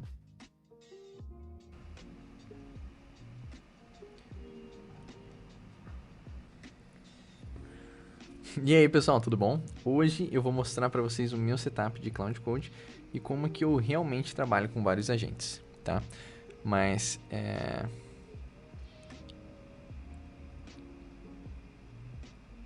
cara, tem alguma coisa no meu áudio. Espero que na câmera tenha ficado.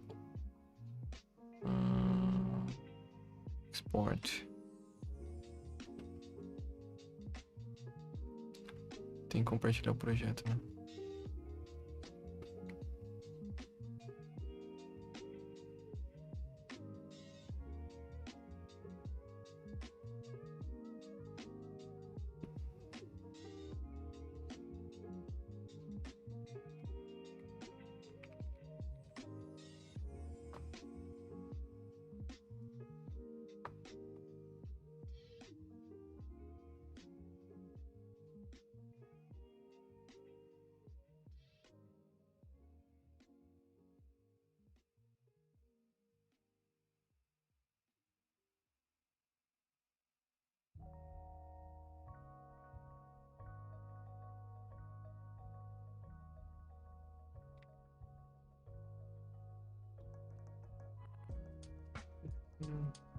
Pronto.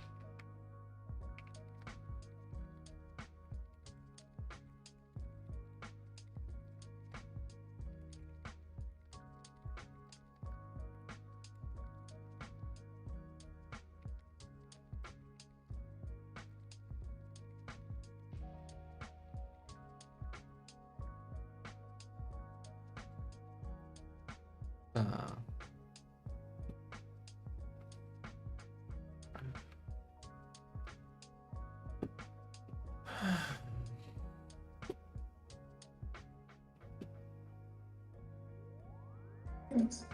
I could Esse é. send an SMS when my message is up in the Mac. Or Oh, give me a second. Give me a second. Sure. Sorry. Hey, Daniel, I got a customer call. Sorry. Sounds Is good. that okay? Okay. I'm not. Okay. All right. Thanks. I'll finish this up and check with you. Okay. All right. Sorry, Yoram. Am I pronouncing your name right? Yes. So I have this cursor running locally, and I have this flow.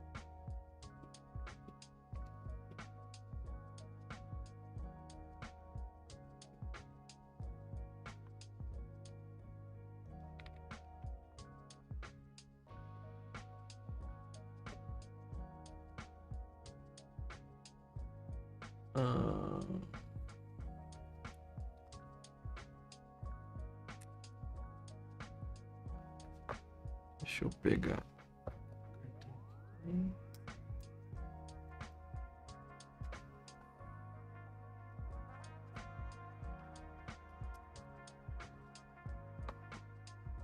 Exactly what you asked. Nothing more.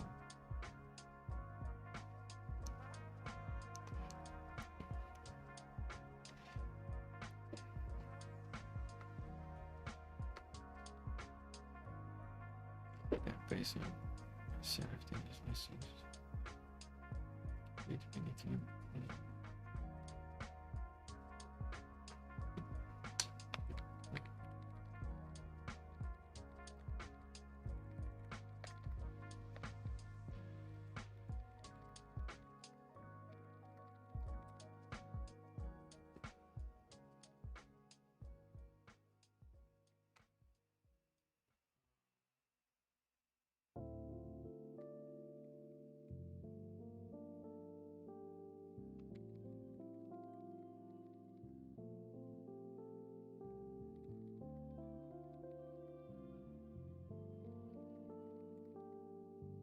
O que esses gringos do nada? Esses gringos do nada é o meu time. É o pessoal da empresa. Eu trabalho com eles.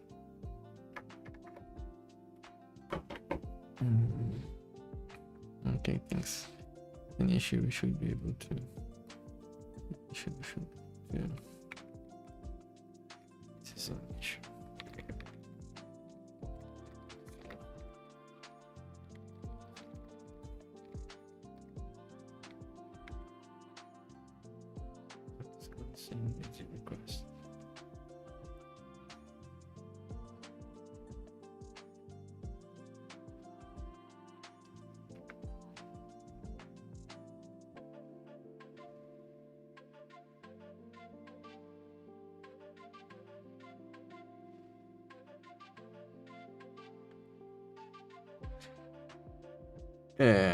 Você faz o que?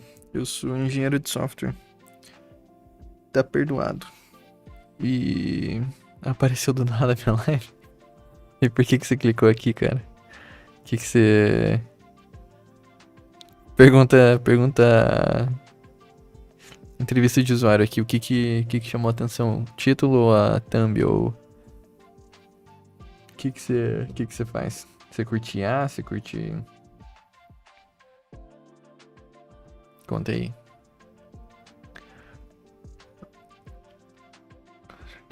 Wait, Teams. Call has not responded. Choose no changes. But what about? Yeah.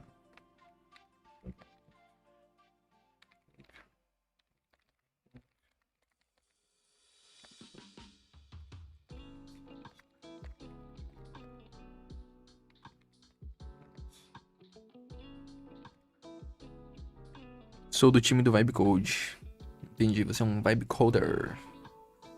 Eu também trabalho como um Vibe Coder. Né? Ou Vibe Engineer. Vibe Engineering.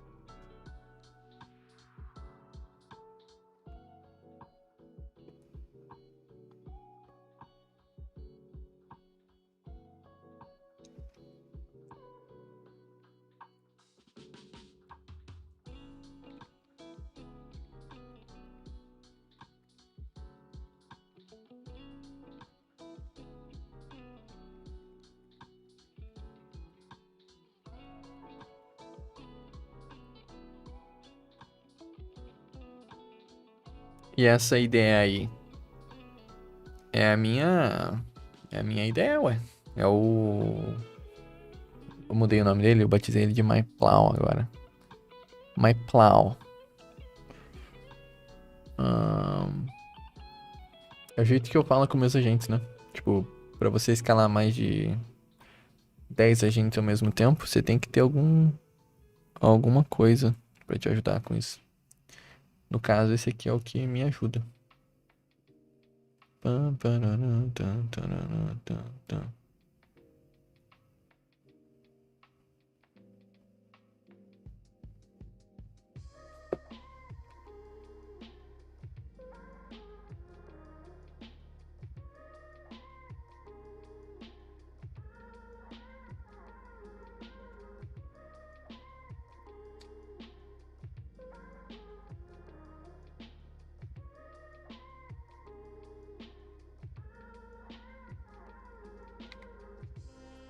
Cara, como é que eu copio... Já sei, se eu copiar aqui e colar aqui...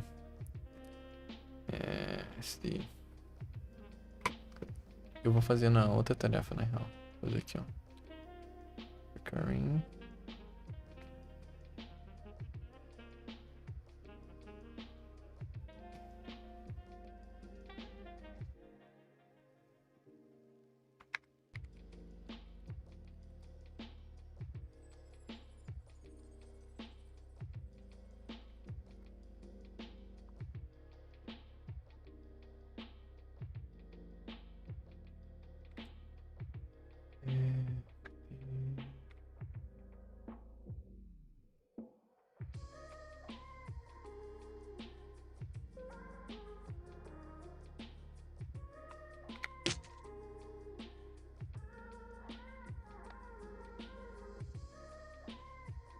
Massa, pai.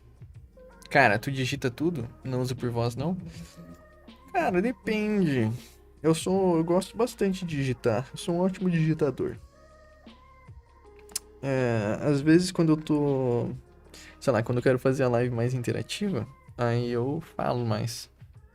Mas às vezes eu tô mais focadão e aí eu digito. Cara, o que que ele tá fazendo? Pelo amor de Deus. O que que ele tá fazendo, cara?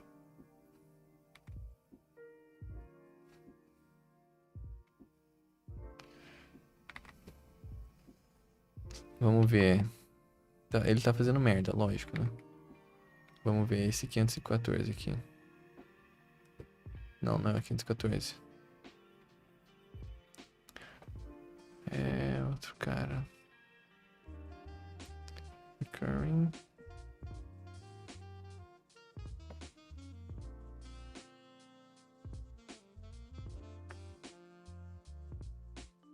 $392. Vamos ver o 392 aqui se ele tá trabalhando.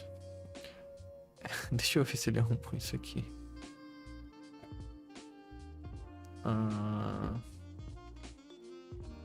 Vou falar com ele. E aí, cara, você arrumou isso aqui ou não?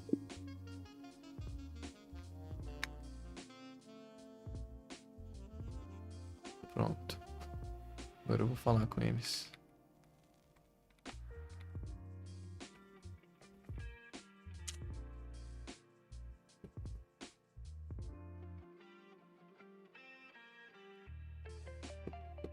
Ah, já sei, é o Plau tentando fazer alguma coisa.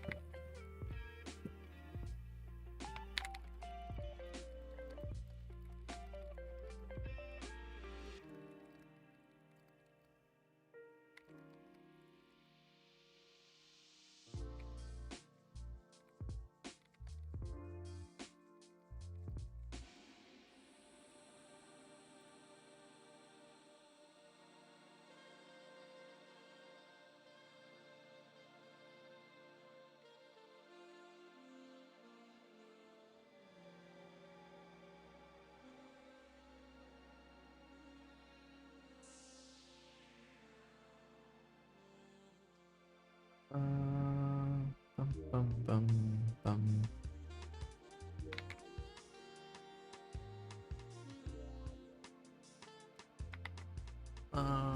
I can join the leaderboard. Esse cara aqui.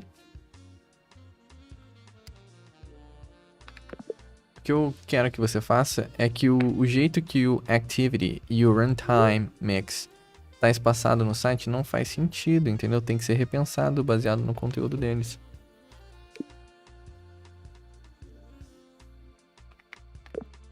Tipo, tem um espaço gigantesco vertical embaixo do runtime mix vazio.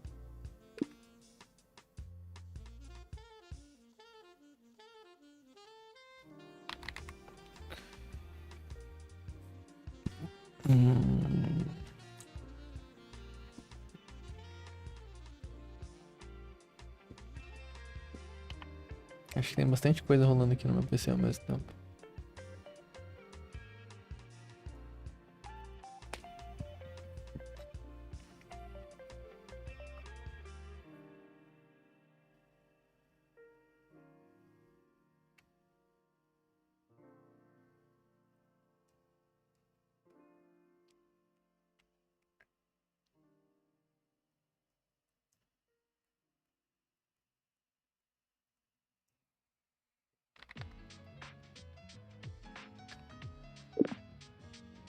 Meu feedback sobre a duplicação é sobre o upload do vídeo do restream.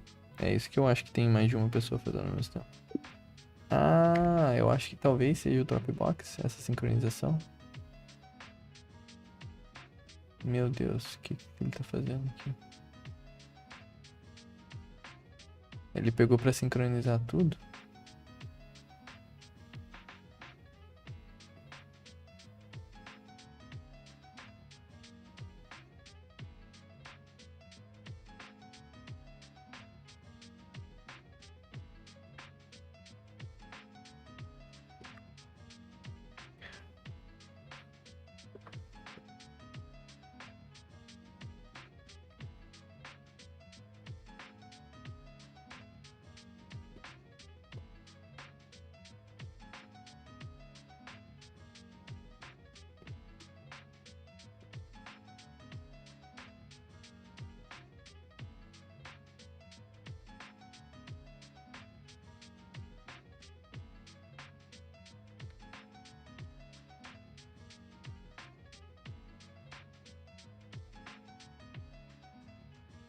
Agora tá travado minhas coisas.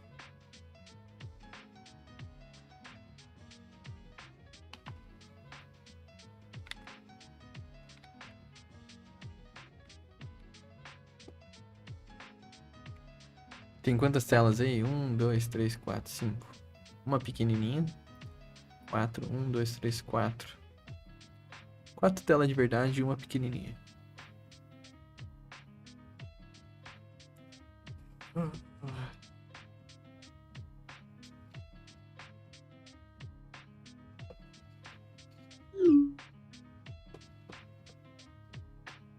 Meu Deus, agora eu vi o que tava acontecendo. O vídeo tava indo pro Messages. Ainda bem que ele fechou.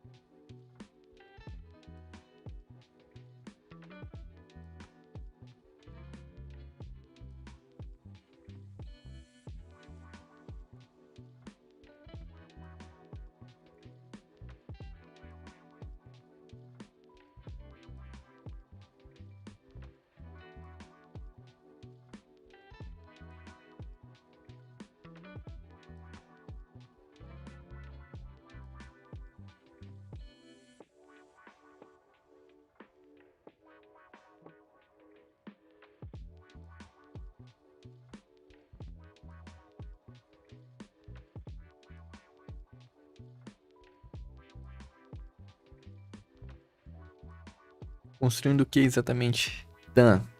E aí, PH Daniel Henrique, tudo bem, cara? Eu não sei quanto contexto você tem, mas eu trabalho numa startup, né? E um produto que a gente tá construindo agora e troca, cara, isso pode trocar de semana em semana, isso troca, tá? Mas o que a gente tá construindo agora é um lugar, uma página, tipo... Travou a outra câmera? Deixa eu... Tipo... um index de agentes, tá? E aí, a pessoa vai poder clicar aqui, deploy this agent, e aí ele vai fazer o deploy do agente dela. Então, por exemplo, não sei se você viu o lançamento que a gente fez no Product Hunt, que tinha o agente que pedia comida no Product Hunt, né? A gente fez um agente que pedia comida, na verdade no DoorDash, quando eu tava lá em São Francisco. A gente colocou no chat do Product Hunt um agente que pedia comida no DoorDash. Ou seja, agente que pede comida. Ah, você gostou do agente que pede comida? Então você clica aqui, agora você tem o seu agente que pede comida pra você. Ou, eu criei um agente que organiza meus e-mails. Aí você viu ele funcionando, você falou, cara, gostei. Aí você, clica aqui, agora você tem um agente que organiza seus e-mails. Alguém criou um agente que procura casa pra comprar. Aí você quer ter também? Clica pra ter. Então é nessa direção que a gente tá indo.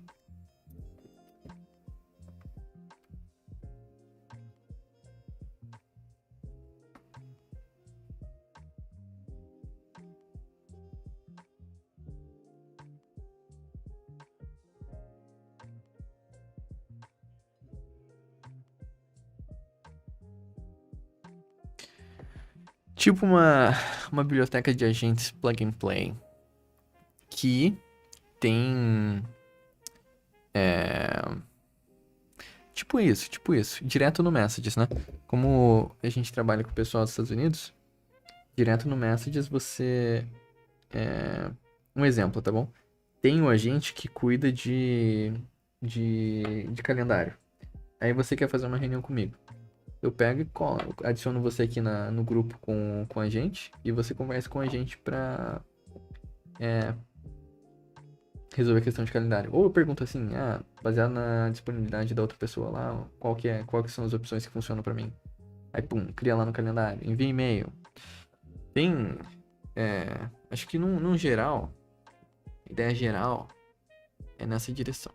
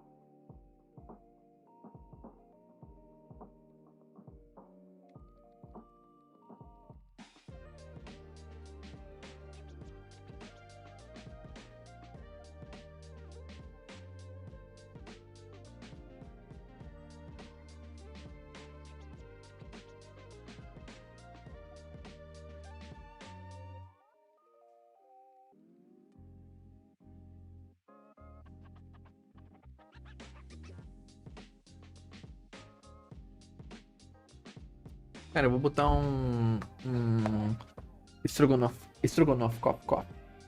Sofogonofe cop. Vou botar um estrogonofe pra esquentar.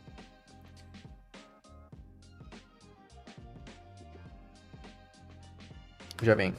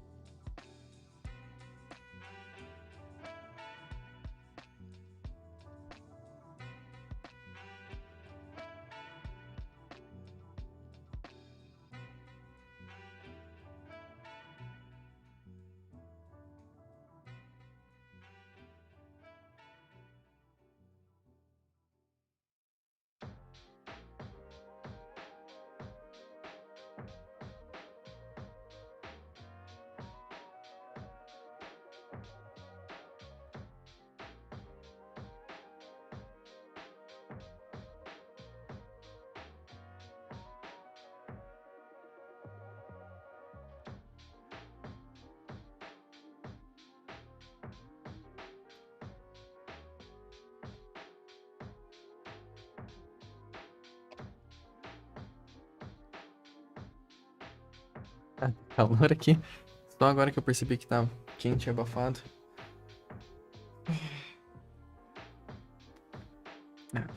Vou tirar a blusa.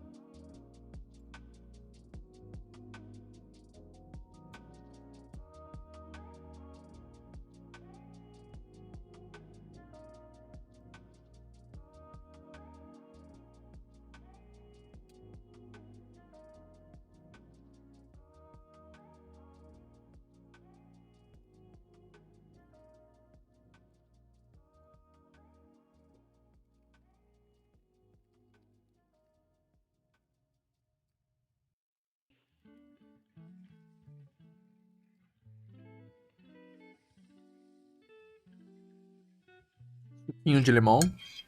Como assim, suquinho de limão? Parece que eu tô tomando suquinho de limão. Isso aqui é água com gás. Água com gás.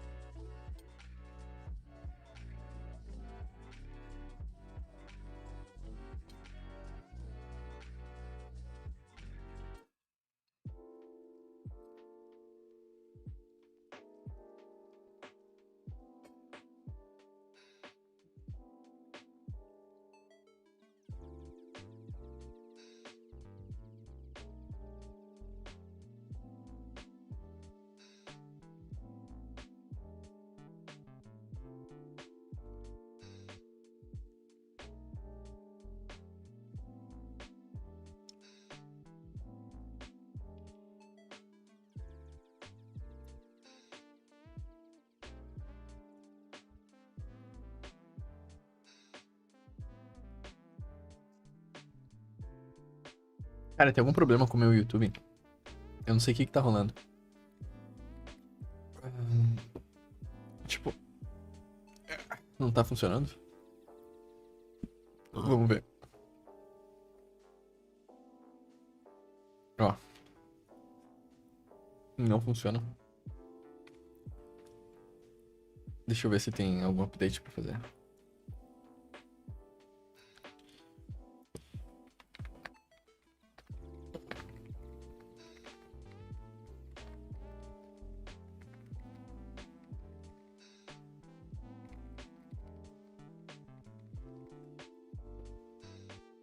Deixa eu ver o que eu acho disso aqui.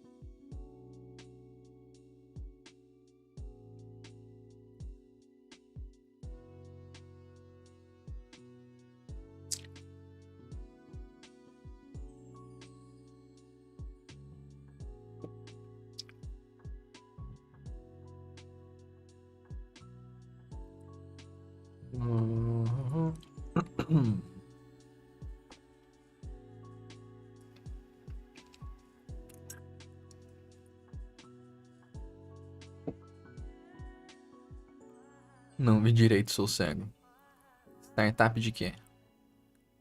Startup de agents. AI agents. Startup de AI agents.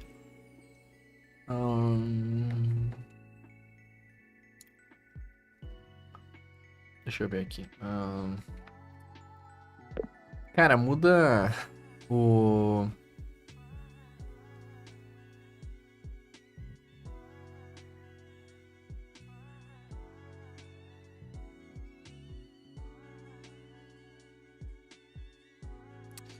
Primeira coisa, remove aquele texto running in real kitchens. Segundo, remove esses blocos de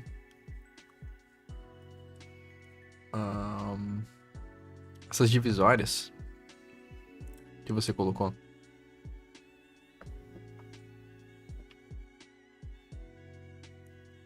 Muda o daily activity para ser uma coisa por si só. E ele tá antes do runtime mix.